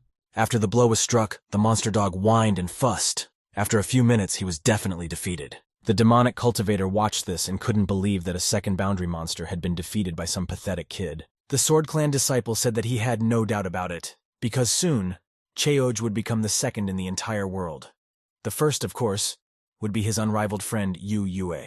A notification popped up on the hero's monitor that he had successfully killed the monster and was getting 20,000 experience points for it. The guy was incredibly excited, because he had the opportunity to raise his level. It only cost 18,000. From the 17th level, the master instantly moved to the 18th level. Smiling, he said it was incredibly satisfying to feel full health and mana. The companions were completely shocked that the mentor was able to cross the boundary again right in front of their eyes. Her sister thought about the fact that if her brother continued to cross the line so quickly, she would end up being behind him forever. But it made her happy to think that she would be able to spend her whole life with her brother. But suddenly, she remembered Luo Bing and became angry. She didn't understand why daughters-in-law even existed in nature. And the Sword Clan disciple wondered why Head Lu had opened the first boundary, the 8th heavenly layer right now. He realized that the master wanted to defeat the demonic cultivator just at this point. Suppressing cultivation during a duel was a way for training. The demon stated that he didn't understand why the guy thought the wizard was number 2, since they were both just going to be part of him now. He was going to absorb Luo first, and after that, he was going to take on the sword sect disciple as well. Cheoj called out to the demon and asked why the freak was hiding his true face under his hood, not showing it to the humans. His mentor urged him to fight, for to him he is just a flying ant who clearly overestimates his strength. The demonic cultivator got angry and told the steel rhinoceros to kill this impudent man. The one lunged sharply at the guy with undisguised aggression. Suddenly his attack was repulsed, and the demon realized that something had not gone according to plan. With a single swing of his sword, Chen Xiao was able to stop the monster's attack. He said that the beast had no right to approach the head of Luo. He thought to himself, however, that he had used up all of his energy on that move. Thank God no one noticed how hard it was for him. But Dongli saw that the guy was using spiritual power, so no one would notice how difficult it was for him to perform the defense. He was acting just like her brother. She realized that this guy was also able to know the essence and use the wind technique. The demonic cultivator was outraged that his steel rhino had fallen right in front of him. They were about to reach peak cultivation together after all. After that, he finished his beast and told him to rest in peace by piercing its flesh. He also said that he would surely avenge him. Dongli and Chen Xiao realized that the cultivator was going to extract the demonic crystal from the rhinoceros in order to absorb its power. The demon told him to wait until he had dealt with the couple, after which he would be sure to honor the beast by using the blood of an entire village. After that, he tried to absorb the crystal. He wanted the beast to become a part of him and continue to live in him. But he didn't have time to do so, for Cheoj simply ripped the stone out of the villain's hands with the power of his magic. The guy noticed that mourning the deceased while devouring his corpse was too much. The world of demonic cultivators was very crazy. The sister noted that her brother's ability to control the water was getting stronger and stronger, and the apprentice realized that the wizard's abilities also included the fact that he could pick up objects without using his hands. He expected such magic from him, because the guy is incredibly powerful. The demon was incredibly angry and demanded his prey back, for it belonged only to him. But our hero smiled and said that in a few moments he would have his body too. At least it was necessary to fulfill the servant's task. Meeting the eyes of his companions with incomprehension, he hastened to say that it was not at all what they thought. The enraged demonic cultivator said that the clan head had just forced him to take drastic measures. After that, he soared into the air and told all the monsters in this forest to awaken. The Sword Clan disciple was greatly frightened when he realized that all the monsters of the forest had awakened. He said that if they didn't defeat the cultivator now, they would have to fight all of them at once. Dongli lost count as she tried to count the number of creatures. She shouted to her brother that they were getting bigger by the minute. The demon said he was ready to use all his power, and after he killed them, he would destroy all the villages within a radius of 50 kilometers. Suddenly, a water ball appeared in front of the demonic cultivator's face, from which a hand reached out to him. He could have tried to fight the hand that held him by the throat, but his hands were busy controlling the monsters. Cheoj continued to apply pressure and noted that at this minute there were no monsters that could protect their boss. Realizing that imminent death would soon await him, the demon begged the clan head for mercy. He even swore that he would never harm another human being again. But the master was adamant. He didn't need more because there were many people whose lives had already been ruined by the demon, many orphans and dead. Remembering the day his parents died, the boy clenched his hand tightly and finished the thing off. Dongli exhaled a sigh of relief. She had noticed that this was incredibly dangerous, and she was about to pull out her weapon to help her brother. Chen Xiao couldn't understand why at this moment he felt a strength that could only be compared to his teacher's power. Suddenly an idea popped into the guy's head. He couldn't believe it, but he had no other options. His thoughts were saying that Head Luo was special and some great cultivator was secretly guarding him. Just then he pulled himself back and thought that the master was already too powerful and independent. Why would he need someone else's protection? In the next second, another thought knocked into his bright head. He decided that the clan leader was just really worried about them. The master only pretended that he didn't care about ordinary people. Then he sent a great cultivator to protect his disciple from the demonic cultivator's attack. Noticing the change in Chen Xiao's mood, his sister couldn't understand what was wrong with him. He had either become numb with fear or had gone mad. A virtual monitor popped up again in front of our hero with a message that he had completed the task. He got incredibly excited and selected the Get button. Considering that the Sword Clan disciple was just a tool, Cheoj received a full reward of 50,000 points. In addition, he was also entitled to a yellow-level artifact certificate. He realized that he also had a reward for the demon's body, and there are many things in the storage ring. He decided to see if the monster had any treasures as well. A special item quest showed up on the screen. The hero could collect 2 items, unlock the hidden plot, and get the secret mission. After that, the guy told his sister to clear the battlefield and remove the corpses of the monsters he had killed. She happily agreed. Examining the artifact obtained from the corpse of a demonic cultivator, the master didn't understand how it could be used to open a hidden task. He heard Chen Xiao's voice behind him. The young man was saying that he was incredibly grateful to him this time. The mentor said he had nothing to thank him for. He wondered to himself when he would fail. The task had already been completed. What more did he need? The disciple started to talk about the demonic cultivator's body, but he didn't have time to finish. Cheoj informed him that he could take the head to report back to the clan, and he needed the demon's corpse for his own purposes. The guy quickly agreed and said he would only take the head. Lu was pleased that he had quickly grasped the information he needed. Chen realized that he definitely wouldn't be able to win alone. In addition, he was sure that he had found the mysterious fellow student, and now he and Yue had one secret for 2.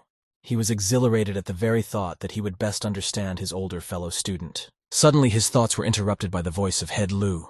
He called out to a student who was laughing like an idiot, and the boy immediately realized that it was about him.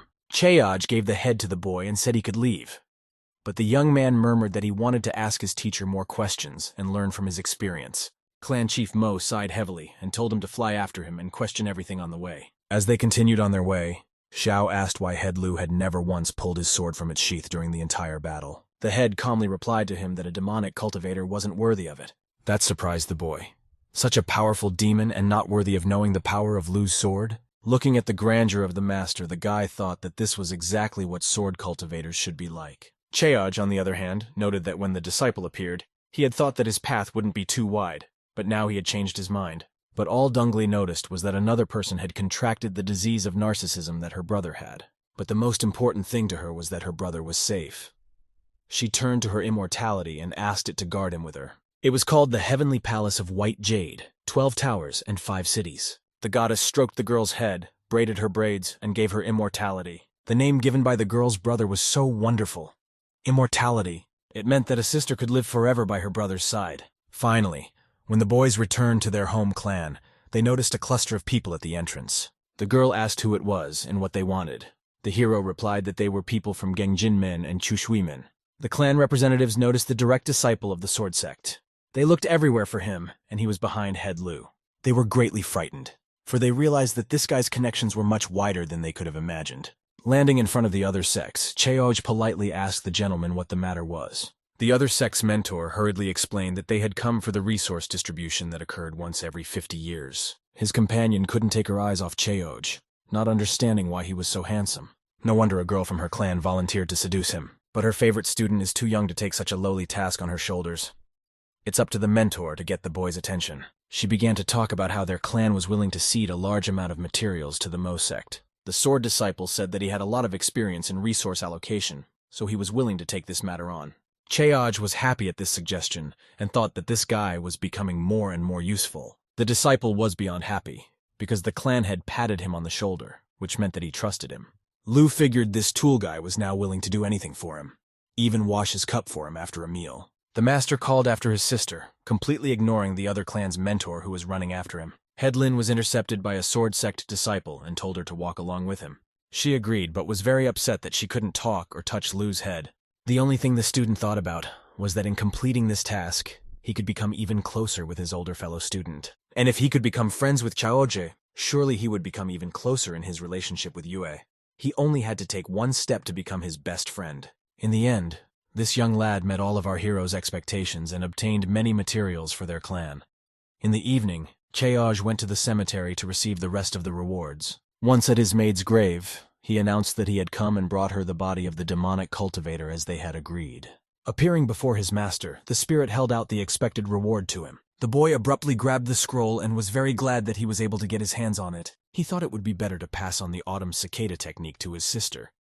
After all, she would not only be able to master it, but also teach it to him and their students. Furthermore, it could be considered that this technique belonged to their Mo clan. And then the young man wondered whether the wife of the head should not be in charge of the distribution of property. He was afraid that he would not be able to convince his sister to give this authority to another person.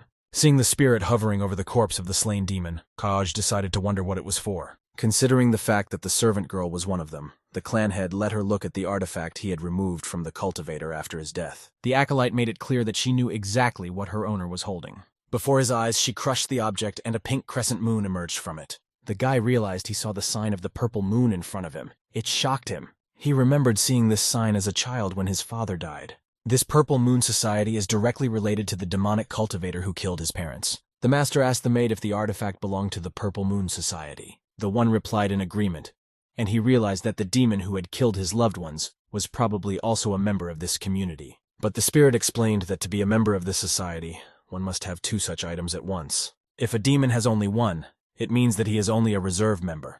The more such marks, the higher the status and greater the power. He asked the maid how familiar she was with the community. He thought that if his assistant knew a lot about it, surely she could help find out more about the type. But after that, the spirit hovered again. Head Lu realized that her mind was not stable. How could he have hoped to find his enemy with it? Did he not possess a mind as well? Cheoj remembered that he had heard of the Purple Moon clan in his past life. He knew of a guild that pursued this society. Every member of this guild was incredibly powerful. He was proud of his donation, but ashamed of the 0 on the balance. That's why it was nicknamed the Rich Man's Guild.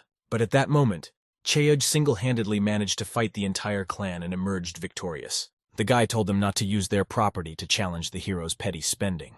The participants were shocked. There was no one stronger. But we should stop bragging and remember what's important. The Purple Moon Society. The guy was desperately trying to recall at least something, as his past life had been very informative on the subject. He realized that what the maid really wanted was not the corpse of a demonic cultivator, but this crescent moon-shaped artifact. The head said he could give it away, but the time would come, and he would need to borrow the item for his own purposes. After giving the spirit the artifact, the guy decided to clarify what was good about it and what it was for. And at the same time, I decided to clarify whether he knew where he could get more such signs. You need 2 crescent moons to open the mission. It would be nice to get some clues. The spirit began to stare intently at the hero, and he asked why he was doing this. The ghost began thrashing from side to side and showing incomprehensible symbols. Cheoj realized that the servant girl hated this secret society as much as he did. Afterward, the servant made it clear that she had lost her memory. And then the head Lu realized that the maid has many more such artifacts. She wants the young man to help her remember where they might be. It was good that our hero understood what the spirit was explaining to him. It was possible to assume that the acolyte was the head of this community in the past, and was engaged in wholesale of artifacts. However, the system highlighted the player in red, which meant negative karma and killing other characters. This negated that possibility. He hastened to reassure the spirit and assured it that the deaths of his loved ones had nothing to do with the ghost. He couldn't have saved them. He decided to help him understand, thus helping himself as well. The guy said that in order for him to assist with the information, he needed the servant to give him some purple moon signs. The spirit originally wanted to check the corpse of a demonic cultivator for this symbol, but now he would have to give several of them to Cheoj. How come? The boy hurriedly explained that he didn't want to deceive the maid. If she lent him the signs, he would really get valuable information and share it with her. She thought about it and agreed to give whatever the hero needed for that purpose. He said he only needed 2 and took them into his hands. On the monitor, it appeared that the guy was able to fulfill the conditions for opening the secret plot. This pleased the head of Lu, and he was of course in a hurry to find out what it was all about. The incredible interface of the system unfolded before the hero's eyes. He realized that the information he would receive was incredibly cool. In front of him, the information that this community is one of the 3 important sects of demonic cultivators appeared. They believe that by absorbing the purple moon, they will obtain supreme power. The hero couldn't believe that this information was all the system wanted to tell him, because he had spent so much effort. He realized that he would only have to rely on himself. The purple moon must be some kind of thing that could be absorbed and become stronger. Demonic cultivators always worship what they eventually want to devour. The system reported that it would take 10 purple moon symbols to reveal more information. This surprised the hero greatly. He realized that 2 artifacts was just the initial cost. If he wanted to learn more, he would have to try harder. The guy wanted to take some more symbols from the maid, but she really resented it. That didn't stop him. Then he asked why she had become so greedy. It wasn't like he was bargaining with her when he brought her his seed. When he became successful, he would definitely not be so stingy. A notification popped up again on the monitor that the hero had met all the conditions and could see more data. The report said that every 3 years the sect holds meetings in different parts of Qingzhou. The next time it would be next year. The hero will get the location data later. The meeting would be on the day of the winter solstice. The guy thought that all these demonic cultivators were the same as the Nubians, so he had a chance. He realized that he needed to evolve a lot in the time he had left. The day when the Nubians would arrive was very close. The hero imagined how the demonic cultivators would laugh at him if he stayed at the same level as he was now. In the event the guy is not strong enough, he will be turned into a scumbag running on handouts. Suddenly, Keoj remembered his maid. He had to tell her a few secrets just as he had promised to get her to bite the hook. He hurriedly used the technique he had learned from Kunyiki. If the master saw it now, he would marvel at the perfect execution. Thanks to this, all the symbols came together in one harmonious picture, with a strange table in the center. After doing some calculations in his head for a long time, the guy informed his assistant that he could not divulge heavenly secrets. She was furious, for he had promised to tell her all her secrets in return for her help. After that, she started pushing Cheoj as if telling him to get lost after this behavior. He hurriedly explained to the maid that it wasn't that he didn't want to share at all. He just needed to gather his thoughts. Cheoj promised that once he thought it over, he would be sure to share his thoughts with the spirit. Saying goodbye to the assistant, the guy thought that this time he didn't understand at all what she wanted to tell him. After arriving home, Headlu decided to see where the location where the community gathering would be. The location was quite far away, but the importance of killing these monsters was greater than any long road. There was plenty of time left until next year's solstice. This year it had already come, and so had Dungley's birthday. The boy persisted with painful training in order to get used to the pain. This will enable him to resist beatings in the future. He thought about the fact that when the time came, he would be invulnerable to pain. The next second his sister called out to him. He turned and saw her in an incredibly beautiful image. The winter solstice meant that it was the clan mentor's birthday and Dungley was a year older. He looked at the girl and asked if she was going to go down the mountain in that outfit. It is quite open, so she would get very cold on the way. But the girl laughed and started pulling warm clothes out of her purse. They went outside to descend the mountain and celebrate the worldly transformation day. It's a celebration when a cultivator must block out all of his skills and live like an ordinary person. Unlike Dungley, Lu Chaoj didn't like to celebrate his birthday. Once inside the Mo clan's dwelling, the guys noticed how dirty and dusty it was.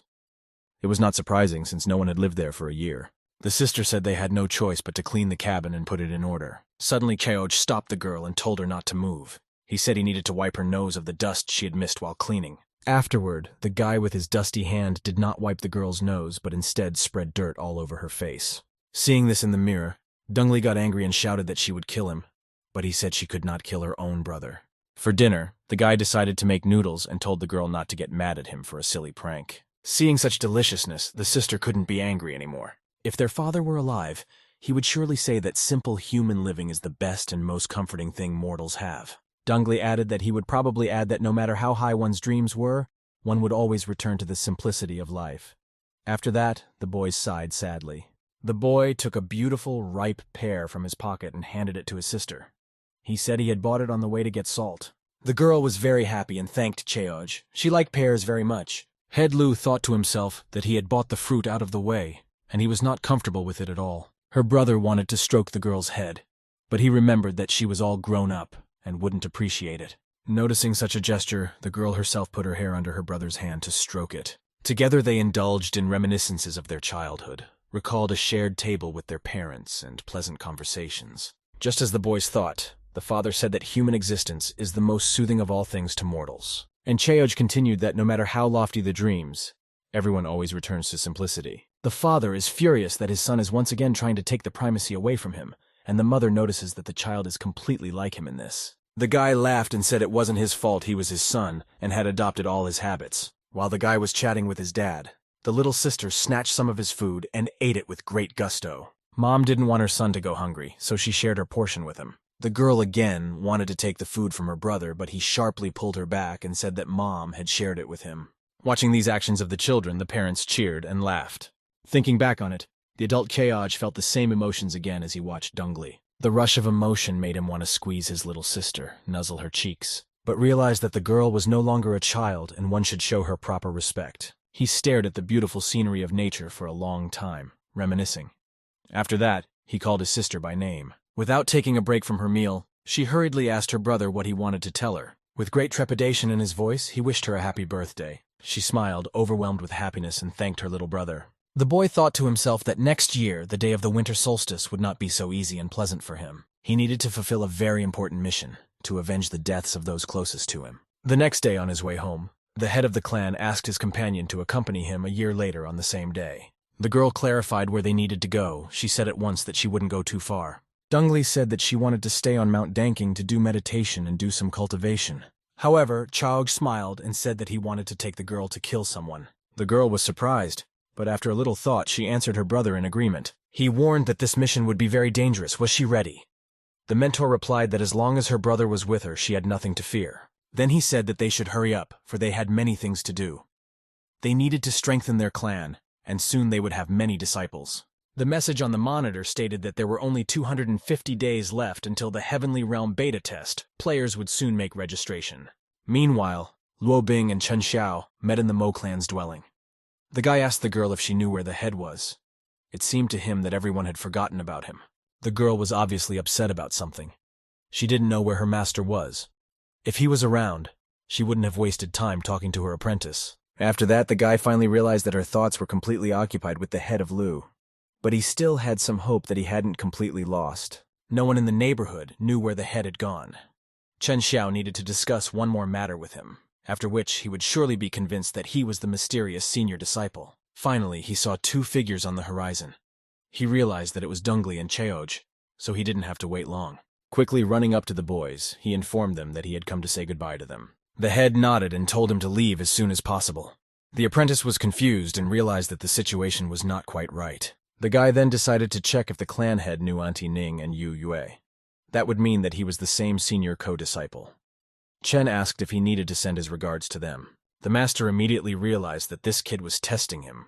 But considering that the clan's reputation was currently stagnant, it would be a good idea to open up and get something from the Sword Sect. After all, what could be better than receiving encouragement from one of the greatest sects of our time? He said to greet Auntie Ning on his behalf.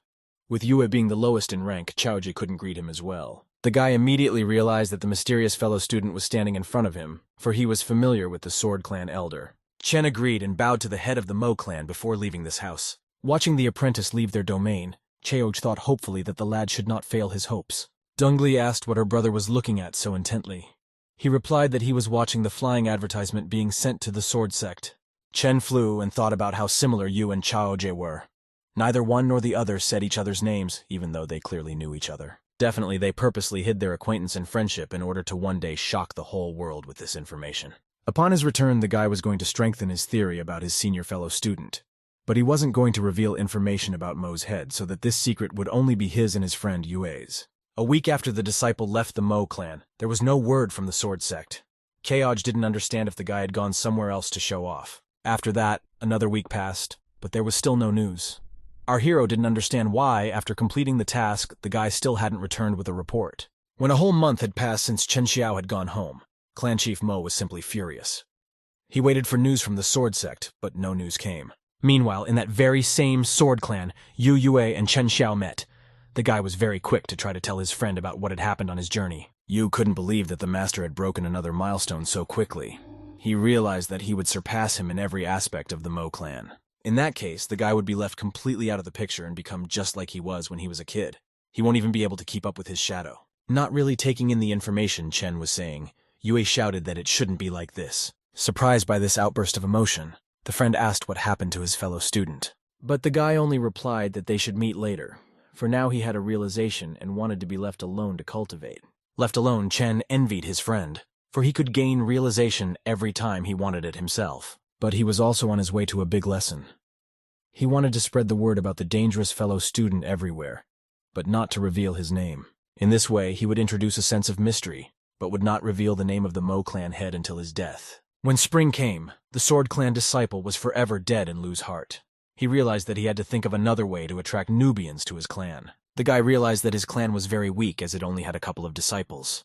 Luo Bing noticed that the mentor had turned his attention to her. But the one was only thinking of ways to make his sect stronger. You could get attention at the girl's expense, but only old perverts would fall for that. He wanted to develop the clan, and characters like that wouldn't do him any good. As he thought of the strong players, he suddenly remembered the master he had to say goodbye to. Given his teacher's favor, Cheoj had previously been able to even the god of war confess some things to him. Abruptly pulling himself away from his thoughts, the hero decided that he must not think of the wizard again, for he would start looking for her. We needed to check where the students who had previously descended the mountain were now.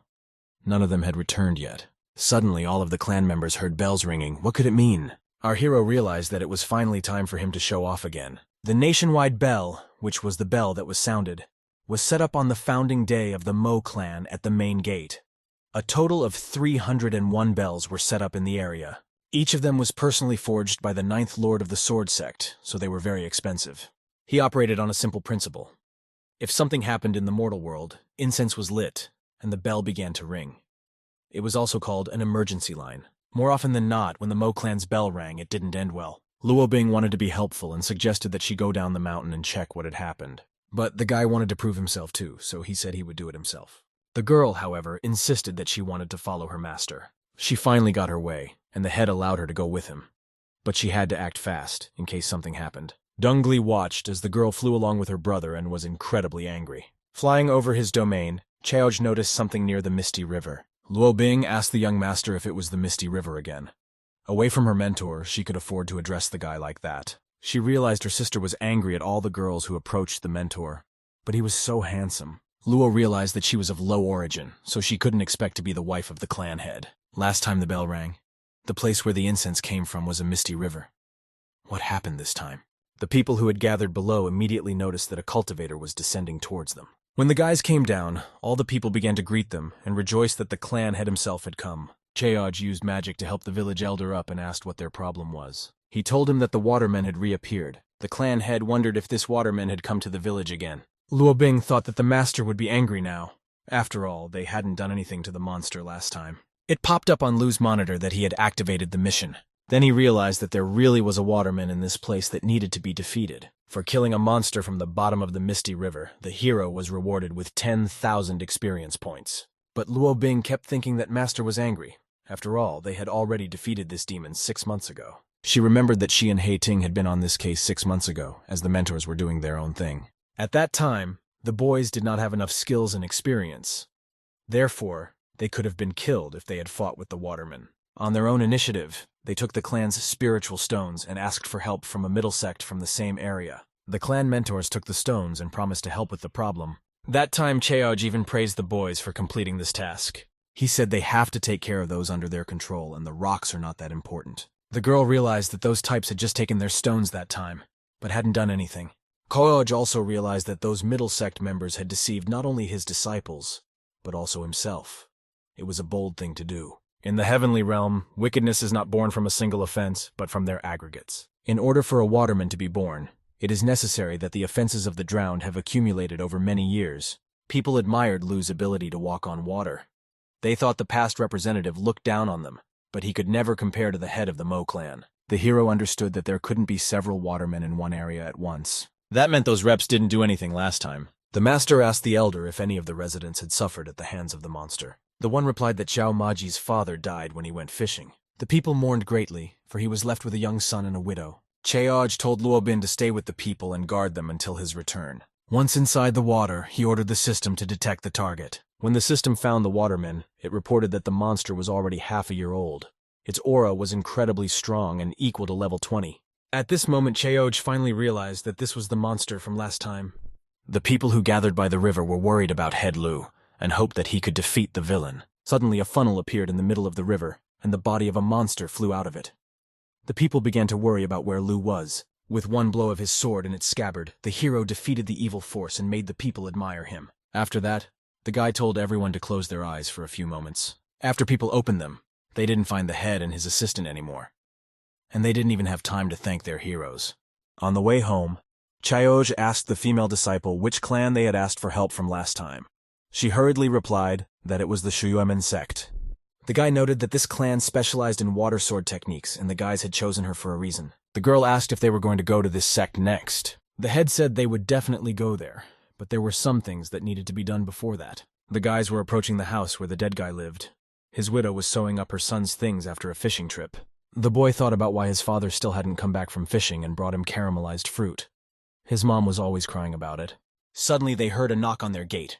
The mother told her son to open it quickly. Opening the door, the child saw on the doorstep the very fruit his father had promised to bring. To the whole neighborhood, this death was only the death of a simple fisherman, but his family lost their father, husband, and support.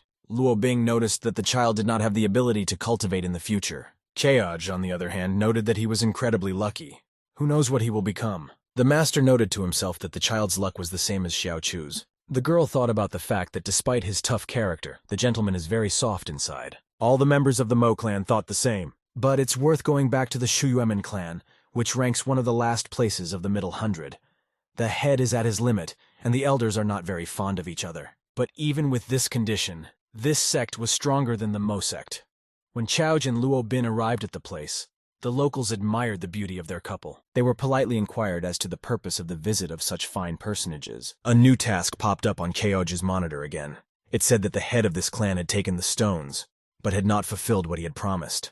For this reason, Chowj had to be strict and teach the rules to the cultivators. The master paid no attention to the ordinary characters, for he needed to find the head of the sect. He tried to walk forward, but was stopped by the guards. They sternly questioned him about whether he was trying to get inside without their permission. Chowj saw the same bell on the top of the mountain, and decided that by ringing it, he would make the head come to him himself. Making it ring out, it caused all the clan disciples to be shocked. They shouted that it was unacceptable to behave like this. Chowj calmly watched as he was threatened by the sect's members. The guards didn't understand what to do next. They didn't even dare to attack the hero. One of them ventured out and asked again who he was, what sect he was from, and for what purpose he had come to them. But Chief Lu continued to ignore the boys.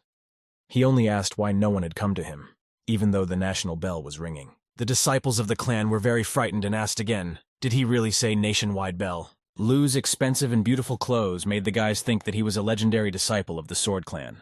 They realized that in such a case they were in big trouble. Such a representative would not make concessions. They had to report to the top immediately. But they were hesitant about who to send.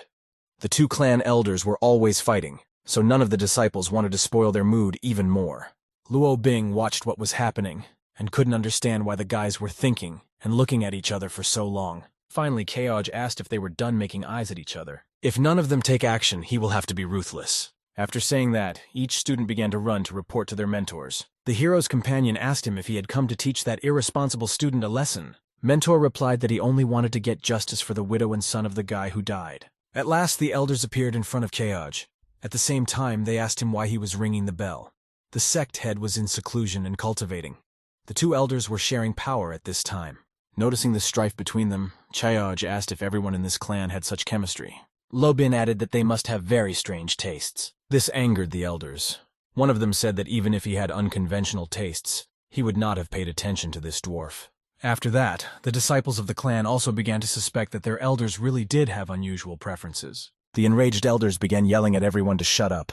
Head Lu declared that he didn't come here to watch these melodramas.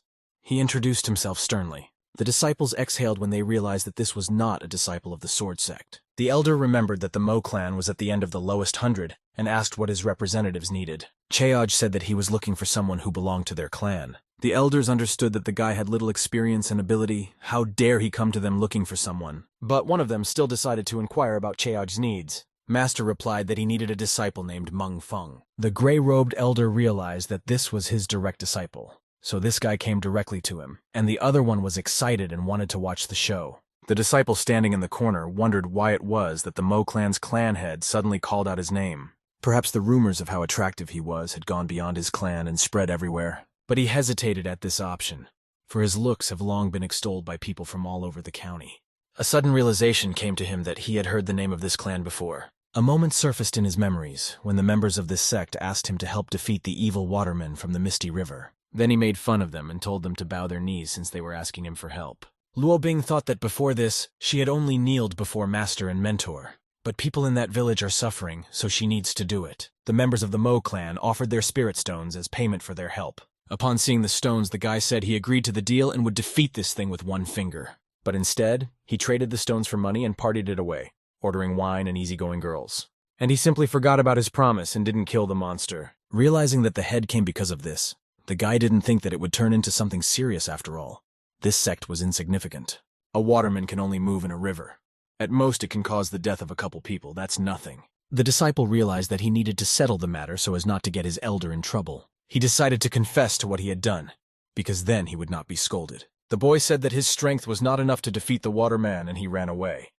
But he is willing to double the amount of the spirit stones. The elder thought the fellow was good, for he was able to admit his guilt and offered a large compensation. He figured the small clan probably needed resources, so they'd get them. But Chowj was adamant and said that the monster had caused the death of a fisherman in that village. The careless disciple thought that Head Lu was trying to squeeze more resources out of them. Then he offered to increase the compensation to triple the amount. But he thought to himself that the life of a mere mortal was not worth that much. Our hero stated that he was not at all interested in compensation. He told his disciple to tell him what the 16th rule of the Sword Clan was. This rule stated that one who accepted an errand through the bell but failed to fulfill it, resulting in the death of a person, should be punished with a lash. The elders thought about the fact that this master wanted to get even more. The punishment of the lash involved 6 strokes. 3 of them were thunderstrokes, and 3 more were heart strokes on Dao's heart. The thunderstrokes were painful, but they could be healed. But the cardiac ones were worse. If a cultivator's heart was unstable, it might split and then he would never be able to advance a single boundary. In such a case, even with the help of great cultivators, it would be impossible to be cured. The apprentice was greatly frightened and begged his master to save him. The elder decided that he would give a lot of resources to the Mo clan right now, but he would definitely give them back later. Afterward, he smiled sweetly at the head of Lu and motioned for him to step aside to talk privately. But Cheoj didn't even listen to him. He turned to his disciple and said he would give him 3 options.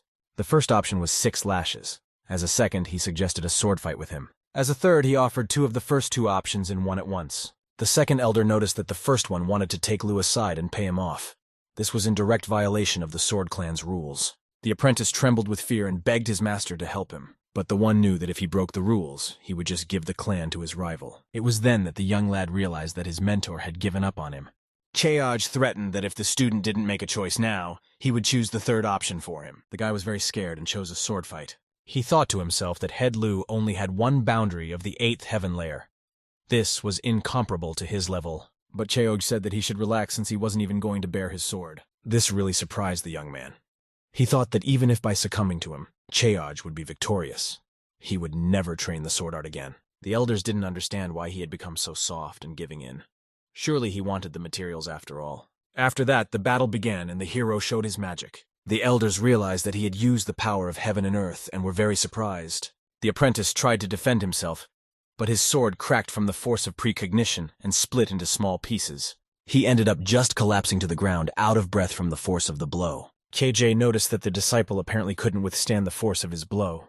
The elder realized that Lu had not shown softness, but cruelty. The other disciples told him that the sword of the lad's heart was broken. The hero said that after this, the guy would be able to cultivate, but he wouldn't be able to improve his heart. The clan elder was incredibly angry at Cheoje. Another elder gloated that a mentor couldn't stand up for his student because it was against the rules. He provoked him and told him to pay attention to how arrogant Clan Chief Mo was. He should be punished. The elder held back his aggression with great difficulty and remarked that Head Lu had incredible abilities at his age. Cheoj calmly replied that he didn't need flattery from the elder. Luo Bing stared at the hero mesmerized, realizing that this was the true sword cultivation.